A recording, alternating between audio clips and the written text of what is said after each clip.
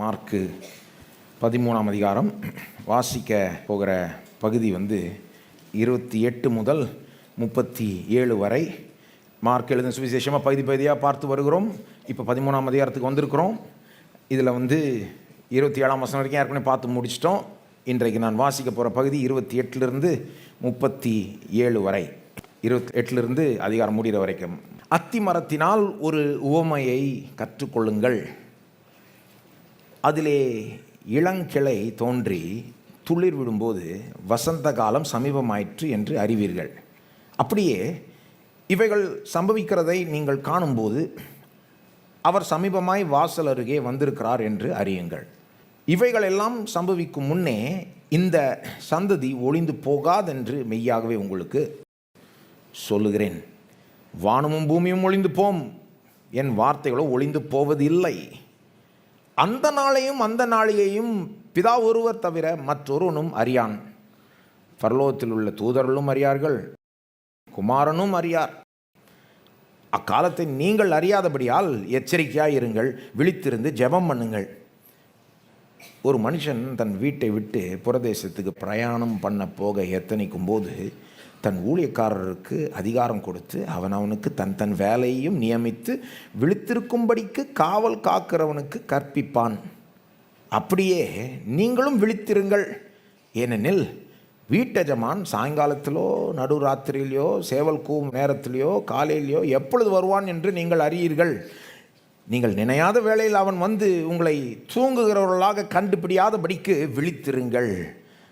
நான் உங்களுக்கு சொல்லுகிறதை எல்லாருக்கும் சொல்லுகிறேன், விழித்திருங்கள் என்றார். இந்த பகுதியினுடைய முக்கிய கருத்து என்ன? அதாவது இந்த பகுதியில் நமக்கு பொருத்தமாக இருக்கக்கூடிய மிக முக்கியமான கருத்து என்னன்னா, இயேசுனுடைய 2ஆம் வருகையினுடைய எக்ஸாக்ட் நேரத்தை யாருமே அறிந்து கொள்ள முடியாது. அறிந்து கொள்ளவில்லைன்றது மட்டும் இல்லை, அறிந்து கொள்ள முடியாது.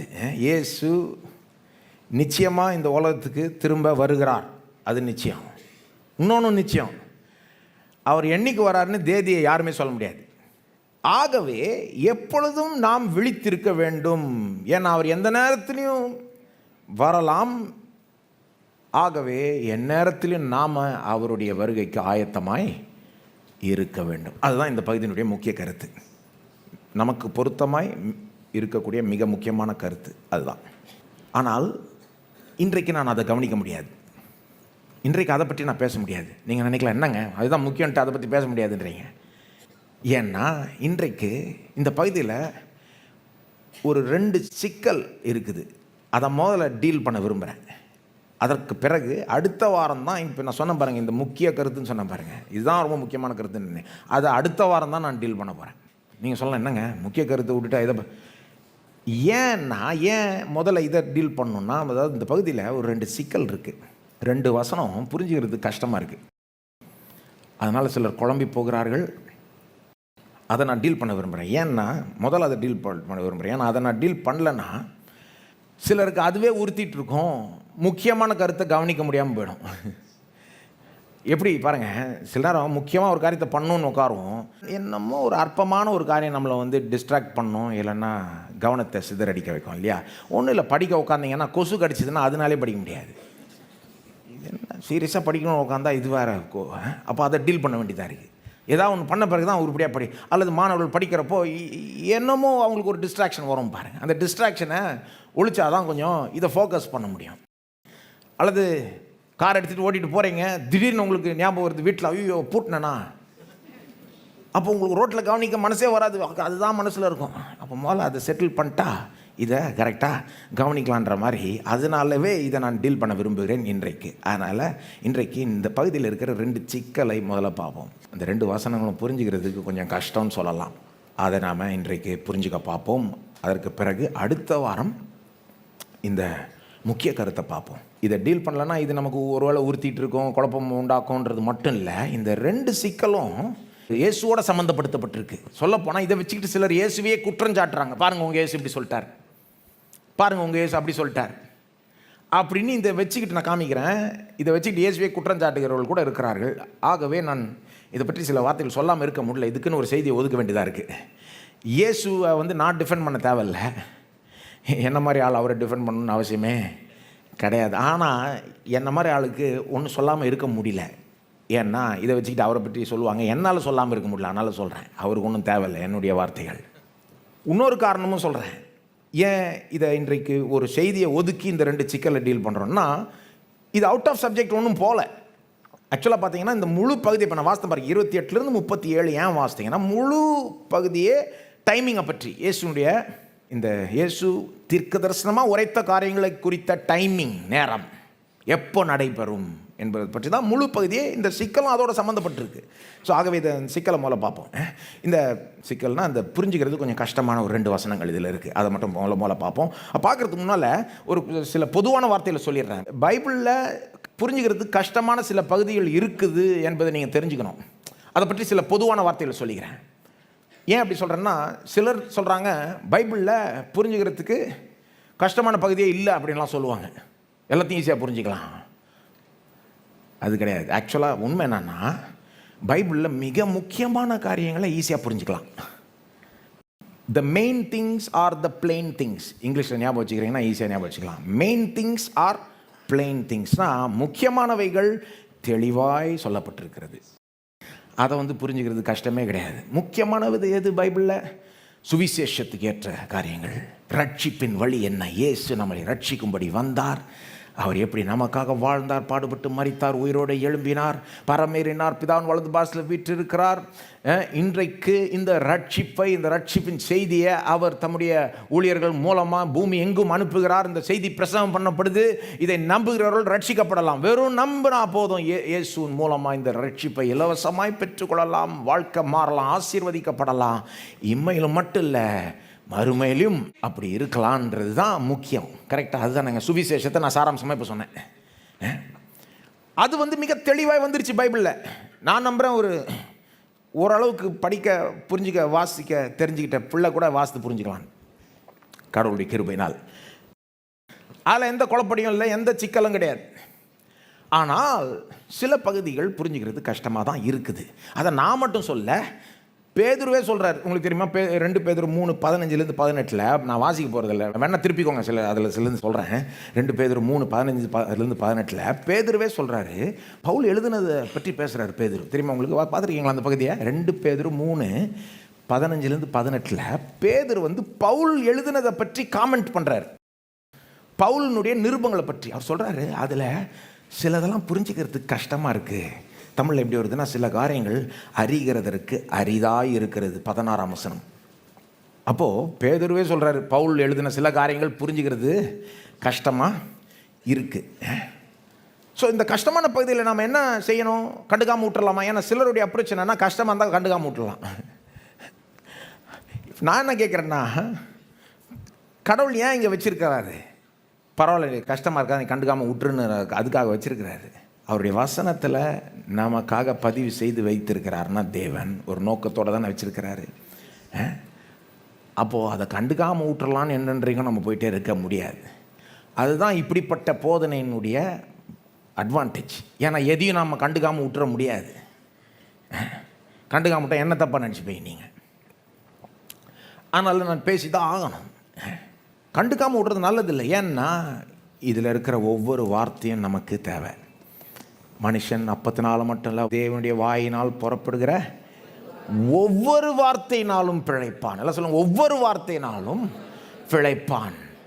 வார்த்தை பத்தாது, ஒவ்வொரு வார்த்தையினாலும் நம்முடைய பிழைப்புக்கே ஒவ்வொரு வார்த்தையும் தேவை. அப்போ இதை கண்டுக்காமல் விட முடியாது, இதை கவனிக்க வேண்டும்.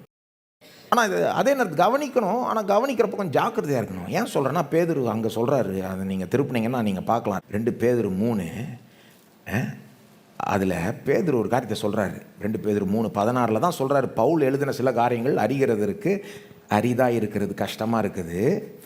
அப்புறம் சொல்கிறாரு, கல்லாதவர்கள், அதாவது படிக்காதவர்கள், படிப்பில்லாதவர்கள், ட்ரைனிங் இல்லாதவர்கள் மற்றும் உறுதி இல்லாதவர்களும், ஸ்டெடியாக இல்லாதவர்கள், ட்ரைனிங் இல்லாதவர்கள், ஸ்டெடியாக இல்லாதவர்கள் என்ன பண்ணுறாங்களாம்? மற்ற வேத வாக்கியங்களை புரட்டுகிறது போல தங்களுக்கு கேடு வரத்தக்கதாக இவைகளையும் புரட்டுகிறார்கள்.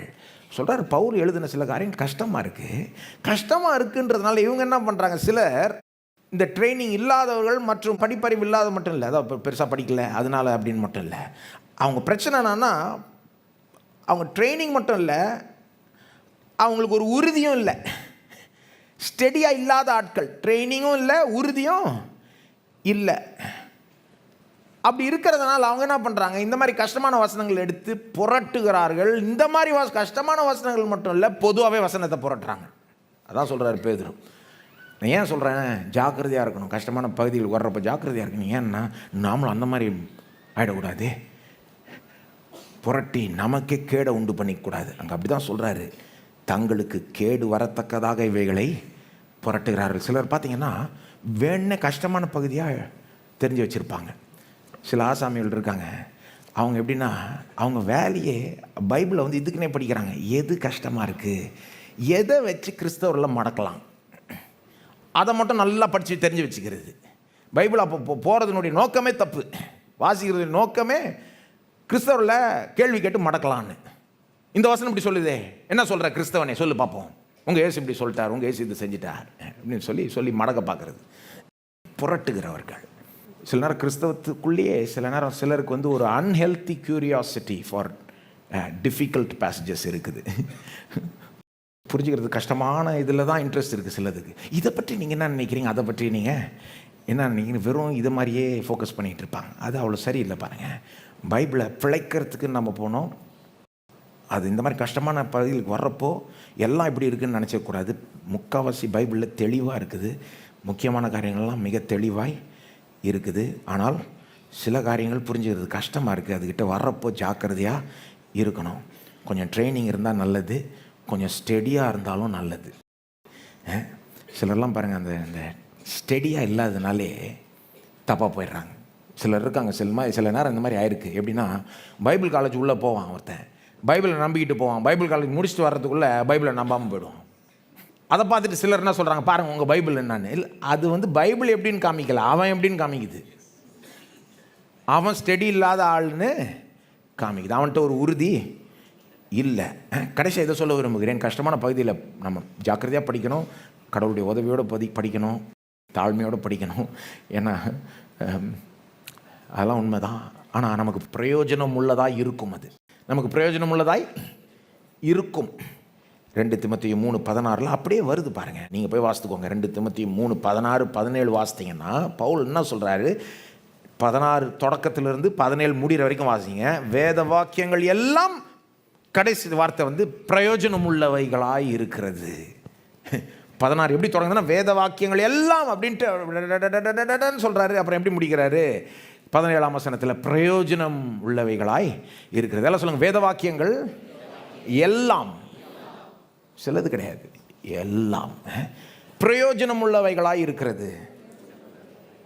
அப்போ வெறும் ஈஸியாக புரிஞ்சுக்கிறது மட்டும் பிரயோஜனம் உள்ளவைகள் கிடையாது, நமக்கு பிடிச்சது மட்டும் பிரயோஜனம் உள்ளவைகள் கிடையாது. வேத வாக்கியங்கள் எல்லாமே பிரயோஜனம் உள்ளவைகளாய் இருக்கிறது. எதற்கு பிரயோஜனம் உள்ளவைகள்னு சொல்லுது 17ஆம் வசனம், உபதேசத்துக்கும், கடிந்து கொள்ளுதலுக்கும், சீர்திருத்துதலுக்கும், நீதியை படிப்புக்குதலுக்கும் பிரயோஜனம் உள்ளவைகளாய் இருக்கிறது. ஸோ எப்படி பிரயோஜனம் உள்ளதாக இருக்குன்னா, கஷ்டமான பகுதியை படிக்கிறப்போ சில நேரம் இது வரைக்கும் உங்களுக்கு புரியாத காரியம் புரியும், அந்த விதத்தில் பிரயோஜனம் உள்ளது. இன்னொரு விதமும் சொல்கிறேன், சில நேரம் அபூர்வமாக சில பகுதிகள் இருக்குது, அதை வந்து எவ்வளோ படித்தாலும் சில நேரம் நாங்கள் இது இப்படின்னு இருக்கும். அப்போது எனக்கு ஒரு கேள்வி இருக்குது, ஏன் அந்த மாதிரி பகுதியும் சில நேரம் வச்சுருக்கிறார்? அபூர்வமாக தேவன் அப்படிப்பட்ட பகுதிகளை வச்சுருக்கிறார். புரிஞ்சுக்கிறதுக்கு அவ்வளோ ஈஸியே கிடையாது. உதாரணத்துக்கு வெளிப்படுத்தல் விசேஷம் புரிஞ்சுக்கிறது ஈஸியே கிடையாது. கொஞ்சம் யோசித்து பார்த்தேன், மற்றவங்க சொல்கிறதும் கொஞ்சம் பார்த்தேன். என்ன தெரியுமா சொல்கிறாங்க, ஒரு காரணம் நமக்கு கொஞ்சம் தாழ்மையை கொடுக்கும்படி. ஏன்னா எல்லாமே ஈஸியாக புரிஞ்சுக்கிட்டோன்னா நாம் நினச்சிப்போம் நாம் ரொம்ப ஓவர் ஸ்மார்ட்டுன்னு நினச்சிப்போம். நாம் நினைக்கிற அளவுக்கு நாம் ஸ்மார்ட் இல்லைன்னு சில நேரம் தேவன் நினைப்படுத்துகிறாரு. என்னங்க, நான் நினைக்கிறேன் அது சில நேரம் மனுஷனுக்கு பெருமை ஈஸியாக வந்துடலாம். ஸோ மனுஷனுக்கு தாழ்மை வர்றதுக்கு சில காரியங்களை தேவன் நினைப்படுத்துகிறான்னு நினைக்கிறேன். சில நேரத்தில் அந்த மாதிரி வச்சுருக்கலான்னு நினைக்கிறீங்களா? நான் நினைக்கிறேன் இருக்கலாம். ஆகவே குறைஞ்சது அட்லீஸ்ட் கொஞ்சம் தாழ்மை வரும். இது வந்து எல்லாத்த விட மேலானது. சயின்ஸ் படிக்கிறது கஷ்டம் இல்லை, ஃபிசிக்ஸ் படிக்கிறது கஷ்டம் தானேங்க, கணக்கு படிக்கிறது சிலருக்கு கஷ்டம் தானேங்க. அப்போ இதில் எந்த கஷ்டமும் இல்லைன்னு சொன்னால் உங்களுக்கே சரியாப்படுது. இது கடவுளுடைய வார்த்தைங்க, இது தெய்வீக ஞானம். இதில் சில காரியங்கள் நம்ம மனதுக்கு எட்டாமல் இருந்தால் அதில் என்ன ஆச்சரியன்னு நான் கேட்குறேன். பரவாயில்ல, இதற்கு பணிய வேண்டும், முடிஞ்ச அளவுக்கு புரிஞ்சிக்க வேண்டும், புரியாததையும் நம்ப வேண்டும். அதுதான் அப்ரோச். சரி, சிக்கலுக்கு போவோம். முதல் சிக்கல் இந்த பகுதியில் மார்க் 13 2 சிக்கல் இருக்குன்றேன். 2 வசனம் புரிஞ்சுக்கிறது கஷ்டமாக இருக்குன்றேன்ல. எந்த வசனம்? முதல் வசனம் 30ஆம் வசனம் பாருங்கள். 30ஆம் வசனம் மார்க் 13:30. இவைகள் எல்லாம் சம்பவிக்கும் முன்னே இந்த சந்ததி ஒளிந்து போகாதென்று மெய்யாகவே உங்களுக்கு சொல்லுகிறேன். இந்த வசனத்தை பார்த்துட்டு சிலர் குழப்பம் அடைகிறார்கள். ஏன்னா என்ன சொல்கிறாங்க, என்னங்க இயேசு இப்படி சொல்லிட்டார், இவைகள் எல்லாம் சம்பவிக்கும் முன்னேன்னா அவருடைய 2ஆம் வருகையை பற்றிலாம் பேசியிருக்காரே, அப்போ இவைகளெல்லாம் சம்பவிக்கும் முன்னே இந்த சந்ததி ஒளிந்து போகாதென்று மெய்யாகவே உங்களுக்கு சொல்கிறேன்னா, அப்போது இந்த சந்ததினா அதாவது ஒரே தலைமுறைக்குள்ளே அவர் திரும்ப வந்துடுவார்ன்ற மாதிரி சொல்லிட்டாரு இங்கே. ஆனால் அப்படி நடக்கலையே, ஏன் அப்படி சொல்லிட்டாருன்னு சிலர் குழப்பம் அடைகிறார்கள். சிலர் இதை வச்சுக்கிட்டு இயேசுவே குற்றம் சாட்டுறாங்க. சொல்கிறாங்க பாருங்க உங்கள் இயேசு சொன்னார் பாருங்க, தப்பாக சொல்லிட்டார் பாருங்க, ஒரே தலைமுறைக்குள்ளே திரும்ப வந்துடுவேன்ட்டாரு, வரல. அப்போ தப்பாக சொன்னவரை நீங்கள் நம்ப முடியாது, இதுக்கு மேலே ஏன் நம்புறீங்க, அவர் வரமாட்டார், இப்படின்லாம் பேசுகிறவங்க இருக்கிறாங்க. ஆகவே இதற்கு நம்ம பதில் சொல்லி ஆக வேண்டும். ஒரு பதில் நான் என்ன சொல்வேன்னா, முதல்ல என்ன சொல்வேன்னா, இது எப்படி அப்ரோச் பண்ணணுன்னா, ஒரு வசனத்தை வச்சு எந்த முடிவுக்கும் வரக்கூடாது. வெறும் ஒரே வசனத்தை வச்சு ஒரு முடிவுக்கு இயேசுவை பற்றி நமக்கு நிறைய தெரியும், நிறைய வசனம் கொடுக்கப்பட்டிருக்கு. அப்போ நான் கேட்குறேன், எவ்வளோ மத்தேயு இருக்குது, மார்க் இருக்குது, லூக்கா இருக்குது, யோவான் இருக்குது. எங்கேயாவது ஒரு இடத்துல, வேறு இடத்துல சொல்கிறேன், இந்த வசனத்தை ஒரு நிமிஷம் ஒதுக்கிடுங்க, எங்கேயாவது வேற ஒரு இடத்துல இயேசு எதையாவது தப்பாக சொன்ன மாதிரி உங்களுக்கு தெரியுதா? இயேசு எதையாவது தப்பாக சொன்ன மாதிரி உங்களுக்கு, வருங்காலத்தை குறித்து சொல்லி அது தப்பாக போன மாதிரி ஏதாவது தெரியுதா உங்களுக்கு? அல்லது எனக்கு அப்படி ஒரு கேஸ் கூட எனக்கு தெரியாது. அப்படி இல்லை. சொல்லப்போனால் எத்தனையோ முறை இயேசு வருங்காலத்தை பற்றி கரெக்டாக சொல்லியிருக்கிறார். நடக்கிறதுக்கு முன்னாலே இப்படி நடக்கும்னு கரெக்டாக துல்லியமாக விவரமாக சொல்லியிருக்கிறார். உதாரணத்துக்கு, அவர் எப்படி பாடுபடுவார், எப்படி சிலுவையில் மரிப்பார், பாடுபட்டு மரிப்பார், 3ஆம் நாள் உயிரோடு எழும்புவார்னு விவரமாய் 3 முறை தீர்க்க தரிசனம் சொன்னார். இப்போ ஞாபகம் இருக்கா? மார்க் 8, 9, 10 படித்தோம். சிலுவைக்கு போகிறதுக்கு முன்னாலே, பாடுபடுறதுக்கு மரிக்கிறதுக்கு முன்னாலேயே விவரமாக சொல்லிட்டார். உதாரணத்துக்கு அந்த மார்க் 10:33 அந்த 3ஆவது முறை சொல்கிறாரு. ரொம்ப எவ்வளோ விவரமாக சொல்கிறாரு. அவர் சொல்கிறார், அங்கே எருசலேமுக்கு போகிறோம், எவ்வளோ விவரமாக சொல்கிறாரு பாருங்க. இப்போ தான் நடக்க போகுது, இனிமேல் தான் நடக்க போகுது. எருசலேமுக்கு போகிறோம், அங்கே மனுஷகுமாரன் பிரதான ஆசாரியரிடத்திலும் வேதபாரகரிடத்திலும் ஒப்பு கொடுக்கப்படுவார். என்னை இந்த யூத தலைவர்கள்ட்ட ஒப்பு கொடுத்துருவாங்க. அவர்கள் அவரை மரண ஆக்கினைக்குள்ளாக தீர்த்து புறதேசத்தார் இடத்தில் ஒப்பு கொடுப்பார்கள். எவ்வளோ டீட்டெயிலாக சொல்கிறாரு. அந்த யூத தலைவர்கள் என்னை மரண ஆக்கினைக்குள்ளாக தீர்த்து புறதேசத்தார்னா ரோமர் இடத்துல ஒப்பு கொடுப்பார்கள். 34 அவர்கள் அவரை பரியாசம் பண்ணி அவரை வாரினால் அடித்து, இவ்வளோ டீட்டெயிலாக சொல்ல முடியுமா யாராவது, அவர் மேல் துப்பி அவரை கொலை செய்வார்கள். ஆகிலும் 3ஆம் நாளிலே அவர் உயிரோட. அதாவது இவ்வளோ டீட்டெயிலாக யாராவது சொல்ல முடியுமா? எப்படி பாடுபடுவார், எப்படி அடிப்பாங்க, எப்படி துப்புவாங்க, 3ஆம் நாள் உயிரோடு எழும்புவார், எல்லாம் சொல்லிட்டு அதே மாதிரி நடந்தது அப்படியே. அல்லது மார்க் 11 இன்னொரு உதாரணம், அந்த கழுதை குட்டி எங்கே கட்டி போட்டிருக்குன்னு சொன்னார். ஞாபகம் இருக்கா? இங்கே இப்படி இந்த தெருவுக்குள்ள இங்கே போனலாம், முனைக்கு போனான்னா கழுதை குட்டி அங்கே கட்டியிருக்கும், அதை கட்டை அழுத்திட்டு கொண்டு வா. யாராவது ஒன்று நிறுத்தி கேட்டாங்கன்னா நான் சொல்கிறத சொல்லு. இவ்வளோ டீட்டெயிலாக யாராவது சொல்ல முடியுமா? இதோ அங்கே போ, அந்த முனைக்கு போ. ஒருத்தர் கராஜில் கார் பார்க்டாக இருக்கும், சாவி கரெக்டாக அவங்க இது கீழே வச்சுருப்பாங்க. அதை எடுத்துகிட்டு நீ பாட்டு காரை திறந்து காரை ஸ்டார்ட் பண்ணி யாராவது ஒன்று கேட்டால் இதை சொல்லு. நீங்கள் செய்வீங்களா? செய்யக்கூட மாட்டோம் நம்ம. அவ்வளோ துல்லியமாக சொல்கிறார். அவர் சொல்கிற மாதிரியே நடக்குது, ஒன்றும் பிரச்சனையே இல்லை. என்ன நடக்க போகுது, எப்படி அதை நடத்தணும் எல்லாமே அவருக்கு தெரியுது. அல்லது யூதாஸ் அவரை காட்டி கொடுக்க போகிறார் என்றதை முன்னாலே சொல்லிட்டார். பேதுரு 3 முறை மறுதளிக்க போகிறார். அதுவும் எப்படி சொல்கிறார்? சேவல் 2 தடவை கூறத்துக்கு முன்னால் பேதுருவே நீ என்ன 3 முறை, இப்படி யாராவது சொல்ல முடியுமா?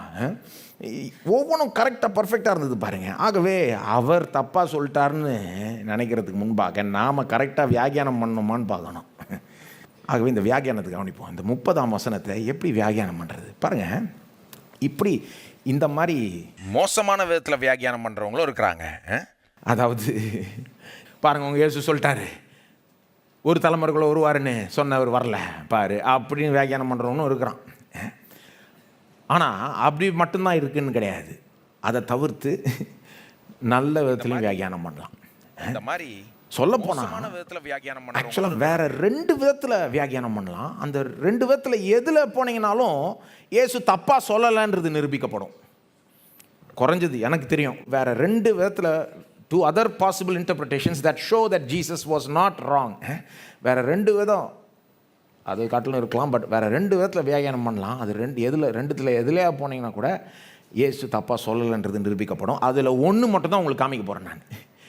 ஏன்னா இது எனக்கு தெளிவாக புரியுது. எனக்கு இது தெளிவாக இருக்கும்னு நம்புகிறேன். இந்த வியாக்கியானம் என்னென்னா, இந்த 30ஆம் வசனத்தை எப்படி புரிஞ்சுக்கணுன்னா, சிலர் என்ன சொல்கிறாங்க, ஒரு தலைமுறைக்குள்ள வருவார்னு சொல்லிட்டார் பாருங்க 30ஆம் வசனத்தில், வரல. ஆனால் 30ஆம் வசனத்தில் அவருடைய 2ஆம் வருகையை பற்றியே சொல்லலை. அவர் 30ஆம் வசனத்தில் அவருடைய 2ஆம் வருகையை பற்றியே சொல்லலை. அது எப்படி தெரியும்னா, கொஞ்சம் கான்டெக்ஸ்டோட பார்த்தீங்க, எப்போவுமே கான்டெக்ஸ்டோட வாசிக்கணும். முன்ன பின்ன இருக்கிற வசனத்தோட சேர்த்து தான் வாசிக்கணும். ஒரு வசனத்தை தனியாக பார்த்தா உருப்படியாக புரியவே புரியாது. அந்த ஒன்றும் இல்லை, ஒரு 3 வசனம் சேர்த்து வாசித்தீங்கன்னா, 30லிருந்து 32 சேர்த்து வாசித்தீங்கனாலே நீங்களே கண்டுக்குவீங்க இது என்னமோ வேற என்னமோ நடக்குதுங்கன்னு. 30லிருந்து 32 வாசிக்கிறேன் கேளுங்க. இவைகள் எல்லாம் சம்பவிக்கும் முன்னே இந்த சந்ததி ஒளிந்து போகாதென்று மெய்யாகவே உங்களுக்கு சொல்லுகிறேன். இப்போ இங்கே என்ன சொல்கிறாரு, இந்த தலைமுறைக்குள்ள என்னமோ நடக்கும். 31, வானமும் பூமியும் ஒளிந்து போம், என் வார்த்தைகளோ ஒளிந்து போவதில்லை. அப்படின்னா என் வார்த்தையை நம்பு, என் வார்த்தையை நம்பலாம். 32 பாருங்க, அந்த நாளையும் அந்த நாழிகையும் பிதா ஒருவர் தவிர மற்றொருவனும் அறியான், பரலோகத்தில் உள்ள தூதர்களும் அறியார்கள், குமாரனும் அறியார். உங்களுக்கு ஏதாவது ஸ்ட்ரேஞ்சாக படல, வினோதமாக இல்லை? 30ல் என்ன சொல்கிறாரு, அடித்து சொல்கிறேன் பாரு, மெய்யாகவே சொல்கிறேன் இந்த தலைமுறைக்குள்ளே நடக்கும். 31ல் என்ன சொல்கிறாரு, வானமும் பூமி ஒளிந்தா கூட என் வார்த்தை ஒழியாது, நீ நம்பு என் வார்த்தையை. 32ல் என்ன சொல்கிறாரு, நான் எப்போ வர போகிறேன்னு எனக்கே தெரில. என்னங்க இது, என்ன நடக்குதுங்க உங்களுக்கு தெரியுதா? என்னமோ அதாவது அவர் 2 காரியத்தை மனதில் வைத்திருக்கிறது போல தெரியுது. அதனால தான் 1 பற்றி 30ல் ஒரு தலைமுறைக்குள்ள நடக்கும்ன்றாரு. அதை சொல்கிறப்ப எப்படி சொல்கிறார், இவைகளெல்லாம் அப்படின்ட்டு. 32ல் எப்படி சொல்கிறார், அந்த நாளையும் குறித்து நான் சொல்ல, அது எனக்கு சொல்ல முடியாது, எனக்கே தெரியாதுன்ட்டார். இது என்ன காண்பிக்குது எனக்கு, இந்த 3 வசனத்தை வாசித்தாலே எனக்கு என்ன காண்பிக்குது, அவர் மனதில் 2 காரியங்கள் இருக்கிறது. இங்கே மார்க் 13 தொடக்கத்துலேருந்து கேட்டுக்கிட்டு இருக்கிறவர்களுக்கு தெரியும். 10 செய்தி ஏற்கனவே கொடுத்துட்டேன் நான். ஃபஸ்ட்லேருந்து கேட்டுக்கிட்டவர்களுக்கு தெரியும். ஃபஸ்ட்டு சில செய்தியில் திரும்ப சொன்னேன் நான். இயேசு இங்கே 2 காரியங்களை தீர்க்க தரிசனமாய் உரைக்கிறார். 2 நிகழ்வுகள் வருங்காலத்தில் நடக்க போகுதுன்னு சொல்கிறார். எந்த 2 நிகழ்வுகள்? வெறும் அவருடைய 2ஆம் வருகை மட்டும் இல்லை, உலகம் முடிகிறது 2ஆம் வருகை அது மட்டும் கிடையாது. அது ஒரு நிகழ்வு தான். இன்னொரு நிகழ்வு என்னது, எருசலேம் ஆலயம் இடிக்கப்படுறது, ஒரு கல்லின் மேல் ஒரு கல் இராதபடிக்கு இடிக்கப்படுறது. அது 1ஆம் வசனம் 2ஆம் வசனம் பார்த்தீங்கன்னா புரிஞ்சிடும். அதையும் பேசிக்கிட்டு வராருன்னு நான் ஃபஸ்ட்லேருந்தே சொல்லிக்கிட்டு இருக்கேன். ஞாபகம் இருக்கா? குறிப்பாக இந்த அதிகாரத்தினுடைய 2வது செய்தி, இந்த அதிகாரத்தில் பேசுகிற 2வது செய்தியில் விவரமாக சொன்னேன். அதை நான் எடுத்து காமிச்சேன். இயேசு வெறும் உலகம் முடிகிறத பற்றி, அவர் 2ஆம் வருகை பற்றி மட்டும் பேசலை. அது ஒரு நிகழ்வு. ஆனால் இப்படி யோசித்துக்கோங்க, அவர் 2 மலை உச்சியை பற்றி பேசுகிறார். ஒன்று கொஞ்சம் சின்ன மலை உச்சி. அது என்னன்னா, அவர் இருக்கிற காலத்தில் 30 அடியில் நின்றுக்கிட்டு இருக்காரு.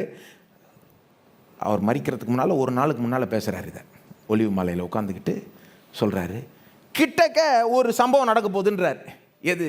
எருசலேம் ஆலயம் இடிக்கப்படும், எருசலேம் பட்டணம் நாசமாக்கப்படும். அது ஒரு சின்ன மலை உச்சி. அது மட்டும் இல்லை, உலகமும் முடிகிறதை பற்றி, அவருடைய 2ஆம் வருகையை பற்றியும் சொல்கிறார். அதுதான் பெரிய ஒரு மலை உச்சின்னு சொல்லலாம். 2 பற்றியும் பேசுகிறாரு. அந்த 2 பற்றியும் பேசுகிறாருன்றத நீங்கள் மனசில் உணர்ந்தீங்கன்னா உடனே உங்களுக்கு ஈஸியாக புரிஞ்சிடும். எப்படி தெரியுதுன்னா, 30ஆம் வசனத்தில் எருசலேம் ஆலயம் இடிக்கப்படுறதை பற்றி பேசுகிறார். இந்த தலைமுறைக்குள்ளே நடக்கும்ன்றார். சொன்ன மாதிரியே நடந்தது. ஒரு தலைமுறைனா அந்த காலத்தில் ஏறக்குறை 40 வருஷன்றாங்க. இயேசு சொல்லி 40 வருஷத்துக்குள்ளாகவே அந்த எருசலேம் ஆலயம் இடிக்கப்பட்டது. ரோமர்கள் பூந்து நாசம் பண்ணி ஆலயத்தை ஒரு கல் மேல் ஒரு கல் இராதபடி பண்ணிட்டாங்க. 32 அந்த நாள் அந்த பெரிய மலை உச்சி, அது குறிப்பாக எந்த நாளில் வரும்னு எனக்கே தெரியாதுன்ட்டார். ஒருவேளை செய்தி கேட்காதவர்கள், அதாவது ஆரம்பத்தில் மார்க் 13 ஃபுல்லாக ஃபாலோ பண்ணாதவர்கள், உங்களுக்கு இதெல்லாம் புதுசாக இருக்கலாம். ஒன்றும் இல்லை, அந்த ஃபஸ்ட்டு மார்க் 13:1 4 வாசித்தீங்கனாலே உங்களுக்கு புரிஞ்சிடும்.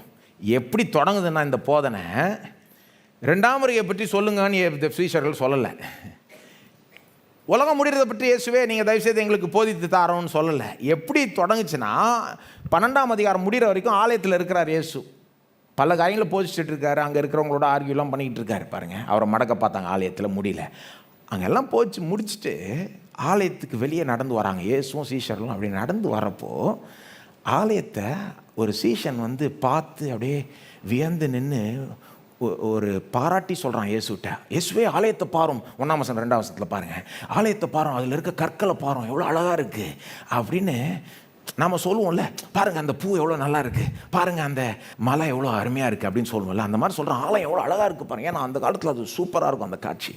எருசலேமில் இருந்த தேவாலயம் சொல்கிறப்போ இயேசு என்னத்தமா சொல்கிறாரு, உங்களை பார்த்து இந்த மலை எவ்வளோ அழகாக இருக்குன்னா நீங்கள் என்ன சொல்வீங்க? சூப்பராக இருக்குது அப்படின்னு வைங்க. இல்லை, அட போப்பா என் வாழ்க்கையில் இருக்கிறத பார்த்துட்ருக்கேன் அப்படின்னு வைங்க. ஏசு என்ன சொன்னார்னா, இந்த ஆலயம் பாருங்கள் எவ்வளோ அழகாக இருக்குன்னா ஏசு என்னத்தமா சொன்னார்? வாசித்து பாருங்கள். சொன்னார், அழகாக இருக்குது, ஒரு கல்லின் மேல் ஒரு கல் இராதபடி ஆகிடும் இது. அப்படின்னா நீ பார்க்குற இந்த அழகான ஆலயம் கம்ப்ளீட்டாக தர தட்டிடுவாங்க. இதை டெமாலிஷ் பண்ணிவிடுவாங்க, இது ஒன்றும் இல்லாமல் ஆக்கிடுவாங்க. ஒரு யூதனை பார்த்து அவர் சொல்கிறாரு, உன்னுடைய ஆலயம் ஒன்றும் இல்லாமல் போகும். அவனுக்கு பக்குன்னு ஆகிடுது, சீஷர்கள் எல்லாருக்கும் பக்குன்னு ஆகிடுது. அதனால தான் கேள்வி எழுப்புறாங்க 4ஆம் வசனத்தில், இவைகள் எப்பொழுது சம்பவிக்கும்? இவைகள் எல்லாம் நிறைவேறும் காலத்துக்கு அடையாளம் என்ன? இந்த சப்ஜெக்ட் தொடங்கின விதமே என்னது? ஆலயத்தை பற்றி அவன் காமெண்ட் அடித்தான், இயேசு இது ஒன்றும் இல்லாமல் போகணுன்னாரு. அப்போ இவங்களுக்கு பகீர் நாய், இது எப்போ நடக்கும் அப்படின்றாங்க. இவங்களுக்கு பெருசாக உலகத்தின் முடிவு 2ஆம் வருகை ஃபஸ்ட்டு மனசுக்கு வரல. ஆலயம் இடிக்கப்படுமா, எப்போ நடக்கும் அப்படின்னு மனசுக்கு, அவங்க மனசில் அதுதான் பெருசாக இருக்குது. அப்படி தான் கேள்வி எழுப்புறாங்க. அவங்க கேட்ட கேள்விக்கு இங்கே இயேசு பதில் அளிக்கிற மாதிரி தெரியுது. நல்லா கவனிங்க, அவங்க ஒரு கேள்வியை கேட்குறாங்க. 4ஆம் வசனத்தில் அந்த கேள்வி இருக்குது, இவைகள் எப்பொழுது சம்பவிக்கும். எப்படி அவங்க கேள்வி கேட்டாங்களோ அது மாதிரி பதில் சொல்கிறார். அவங்க கேட்ட விதமாகவே சொல்கிறார். பாருங்கள், அவங்க 4ஆம் வசனத்தில் கேள்வி கேட்குறாங்க, இவைகள் எப்பொழுது சம்பவிக்கும்? இவைகள் எல்லாம் நிறைவேறும் காலத்துக்கு அடையாளம் என்ன? எங்களுக்கு சொல்ல வேண்டும். அவங்க மனசில் எது பெருசாக இருக்குது? ஆலயம் இடிக்கப்படுறது. ஆனால் அதோடு சேர்த்து உலகம் முடிகிறதும் இருக்குது. ஏன்னா மத்தேயு 24:3 வாசித்தீங்கன்னா இருக்குது. ஏன்னா அவங்க மனசில் எப்படின்னா, ஆலயம் இடிக்கப்படுதுன்னா அப்போ அடுத்தது மேசியா எல்லாத்தையும் திரும்ப சரி செய்யணும், உலகம் முடிவுக்கு வருது, தேவன் எல்லாத்தையும் சரி செய்யணும், ராஜ்யத்தை இஸ்ரவேலுக்கு ரெஸ்டோர் பண்ணணும், அப்போ எல்லாம் மனசில் இருக்குது. ஆனால் மெயினாக ஆலயம் இடிக்கப்படுறது தான் மனசில் இருக்குது. இவைகள்லாம் எப்போ நடக்க போகுதுன்னு கேட்குறாங்க. 29:30 அவங்க கேட்ட மாதிரி இவர் பதில் சொல்கிற மாதிரி தெரியுது. பாருங்கள், அவங்க கேட்ட கேள்விக்கு பதில் சொல்கிறார். அவங்க என்ன கேட்டாங்க? இவைகள் எப்பொழுது சம்பவிக்கும்? எல்லாம் சொல்லுங்கள், எப்பொழுது. அப்புறம் இவைகள் எல்லாம் நிறைவேறும் காலத்துக்கு அடையாளம் என்ன அப்படின்னா, இது நடக்க போகுதுன்னு எப்படி தெரியும்? பதில் வருது பாருங்கள், இயேசுனுடைய பதில் 29:30 அப்படியே இவைகள், அந்த இவைகள் அங்கோட மேட்ச் ஆகுது. சம்பவிக்கிறதை நீங்கள் காணும்போது, எவைகள் முக்கியமான அடையாளங்கள், பாழாக்குகிற அருவருப்பு எல்லாம் ஏற்கனவே பார்த்தோம். ரோம சேனை எருசலேமை சூழ்ந்து கொள்ள தொடங்கும் போது, லூக்கா 21:15 அது அப்படியே சொல்லுது. எல்லாம் போய் சொல்கிறது காமிக்கிறதுக்கு நேரம் இல்லை, நீங்கள் பார்த்துக்கோங்க. லூக்கா 21:15 அப்படியே சொல்லுது, எருசலேம் சேனைகளால் சூழப்படும் போது நீ ஓடு. வார்னிங் கொடுக்குறாரு, உனக்கு சொல்லிடுறேன் என்ன நடக்க போகுதுன்னு. அவர் சொன்ன மாதிரியே கிறிஸ்தவர்கள் தப்பிச்சு ஓடினாங்க. இவைகள் அப்படியே இவைகள் சம்பவிக்கிறதை நீங்கள் காணும்போது, 29 தமிழ் பைபிள் எப்படி வருதுன்னா, அவர் சமீபமாய் வாசல் அருகே வந்திருக்கிறார். நான் வேணே அங்கே எப்படி போட்டிருக்கேன் பாருங்கள். ஏன்னா கிரேக்க மொழியில் அந்த வார்த்தையை அவர்னும் டிரான்ஸ்லேட் பண்ணலாம், அல்லது அதுன்னு மொழிபெயர்க்கலாம். கிரேக்க ஒரிஜினல் தமிழ் எழுதப்படலை, ஆங்கிலத்தில் எழுதப்படவில்லை. ஒரிஜினல் புதிய ஏற்பாடு கிரேக்க மொழியில் எழுதப்பட்டது. கிரேக்க மொழியில் சில வார்த்தைகளை இப்படியோ மொழிபெயர்க்கலாம், அல்லது அப்படியோ மொழிபெயர்க்கலாம். அந்த இடத்துல பார்த்தீங்கன்னா அந்த வார்த்தையை அவர்னு மொழிபெயர்க்கலாம் அல்லது அதுன்னு மொழிபெயர்க்கலாம். He or it. அப்போது நான் என்ன சொல்கிறேன்னா, இதை அதுன்னு எடுத்துக்கிட்டிங்கன்னா கொஞ்சம் ஈஸியாக புரியும். அது சமீபமாய் வாசல் அருகே வந்திருக்கிறது என்று அறியுங்கள். எது? எருசலேமினுடைய அழிவு. ரோம சேனைகள் எருசலேமை சூழ்ந்து கொள்ள தொடங்கும் போது எருசலேமுக்கு அழிவு வந்து விட்டது என்பதை நீங்கள் அறியுங்கள். அப்புறம் 30 இவைகள் எல்லாம் சம்பவிக்கும் முன்னே இந்த சந்ததி ஒளிந்து போகாது என்று மெய்யாகவே உங்களுக்கு சொல்லுகிறேன். அந்த இவைகளெல்லாம் அந்த அடுத்த பாருங்கள், அவங்க இவைகளெல்லாம் இவரும் இவைகளெல்லாம் பதில் சொல்கிறாரு. அவங்க கேட்ட கேள்விக்கு பதில் சொல்கிறாரு. இதை இப்படி எடுத்துக்கலன்னா என்ன பிரச்சனைன்னு சொல்கிறேன். இதை இப்படி எடுத்துக்கலன்னா 29-30 அவங்க கேட்ட கேள்விக்கு பதில் சொல்லலைன்னா இந்த இடத்துல எங்கேயுமே அவங்க கேட்ட கேள்விக்கு பதில் சொல்லாமல் போயிட்டுருப்பார். அவங்க கேள்வி என்னன்னா, இது எப்போ நடக்க போகுது, இது நடக்க போகுதுன்னு எங்களுக்கு எப்படி தெரியும்? டைரெக்டாக அவங்க கேட்ட கேள்விக்கு இங்கே பதில் சொல்கிறாரு. இது எப்போ நடக்கும்னா, நான் சொன்ன முக்கியமான அடையாளம் நடக்கிறப்போ நடக்கும். ஒரு அத்தி மரத்தை பார்த்து எப்படி நீ வசந்த காலம் வருதுன்னு புரிஞ்சுக்கிறியோ அதுபோல் இதையும் புரிஞ்சிக்கலாம். இதெல்லாமே அதாவது எதை சொல்கிறாருன்னா, 2ஆம் வருகை சொல்ல இதெல்லாமேனா இந்த எருசலேமுடைய அழிவு, ஆலயத்தினுடைய அழிவு இந்த தலைமுறைக்குள்ளே நடக்கும். நான் ஒரு கேள்வி கேட்குறேன் உங்கள்கிட்ட. அவங்க அந்த கேள்வியை கேட்குறாங்க. அந்த கேள்வி போடுங்க திரும்ப. அந்த கேள்வி கேட்குறாங்க. இப்போ அந்த ஹைலைட்லாம் மறந்துடுங்க, இவைகள் இதெல்லாம் மறந்துடுங்க. அவங்க கேட்ட கேள்விக்கு சுத்தமாக பதில் சொல்லலைன்னா அது எப்படி இருக்கும்? அவங்க இயேசுவே இது எப்போ நடக்கும், இது நடக்கிறப்போ எங்களுக்கு எப்படி நடக்க போகுதுன்னு தெரியும் அப்படின்னு கேட்குறாங்க. இயேசு அது கண்டுக்காமல் அது கிடக்குது போ, நான் வெறும் 2ஆம் வருகை பற்றி மட்டும் சொல்கிறேன் அப்படின்னா எப்படி இருந்திருக்கும்? நான் நினைக்கிறேன் அப்படி அவர் செய்யலைன்னு. நான் நினைக்கிறேன் எப்படி செய்கிறாருன்னா, அவன் கேட்ட கேள்விக்கும் பதில் சொல்கிறார். ஏன்னா அவனுக்கு அதுதான் பொருத்தம். அவன் அந்த காலத்தில் வாழ்ந்துட்டு இருக்கான். பாருங்கள், நமக்கு இந்த ஆலயம் இடிக்கப்படுறதுலாம் இன்ட்ரெஸ்டே இல்லை. ஏன்னா 2000 வருஷமெல்லாம் நடந்துருச்சு, யாருக்கோ நடந்துச்சு, எங்கேயோ நடந்துச்சு. நாம் என்ன சொல்கிறோம், எனக்கு எங்கள் தமிழ்நாட்டில் சென்னையில் பொருத்தமாக எனக்கு 2024 இருக்கிற மாதிரி. இப்போ நமக்கு என்ன இன்ட்ரெஸ்ட் எல்லாம் 2ஆம் வருகை, அதில் கூட இன்ட்ரெஸ்ட்டில் இருக்குது. அப்போ ரொம்ப இல்லை. இன்றைக்கு பற்றி இன்ட்ரெஸ்ட்டு எங்கேயோ ஏதோ ஒரு இடத்துல ஆலயம் இடிக்கப்படும் அப்படின்னா உங்களுக்கு இன்ட்ரெஸ்ட் இருக்குதோ இல்லையோ, எனக்கு இன்ட்ரெஸ்ட் இருக்குதோ இல்லையோ, பகுதியில் இருக்குது. இது உண்மையிலே சீஷர்கள் 2000 வருஷம் முன்னால் 30 AD இயேசுவை பார்த்து கேட்ட கேள்வி. அப்போ அவங்க மேலேயும் அவருக்கு அக்கறை உண்டு. அதனால் அவனுக்கு ஏற்ற பதிலை கொடுக்குறார். எப்பா நான் சொல்கிறேன், உனக்கு கேட்டுக்கோ, ஏன்னா இது உன் காலத்தில் நடக்க போது. இந்த தலைமுறைக்குள்ளே எருசலேம் ஆலயம் இடிக்கப்படும்.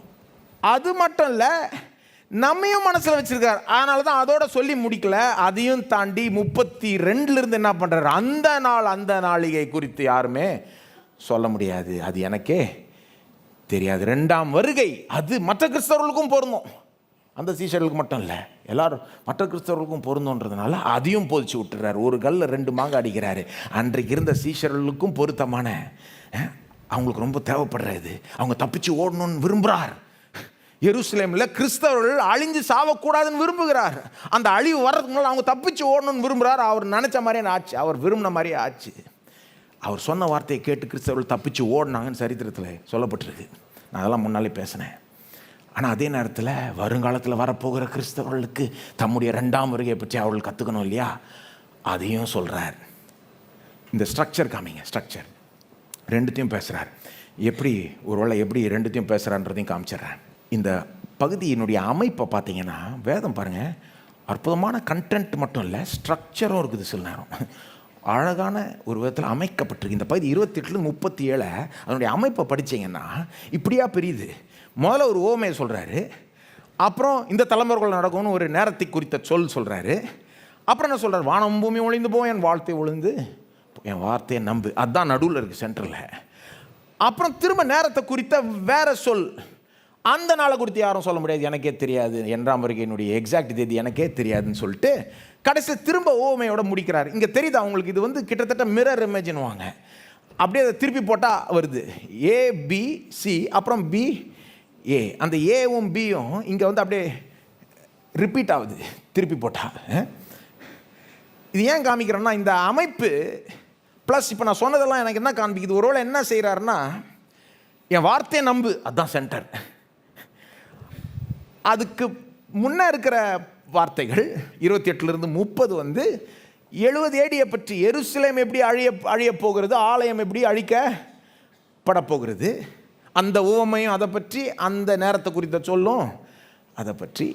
அப்புறம் கீழே மற்ற கிறிஸ்தவர்களுக்கு, மற்ற எல்லா கிறிஸ்தவர்களுக்கும் 2ஆம் வருகையை பற்றி நேரத்தை குறித்த ஒரு சொல், அதையும் குறித்த ஒரு உவமை. என்ன உவமை?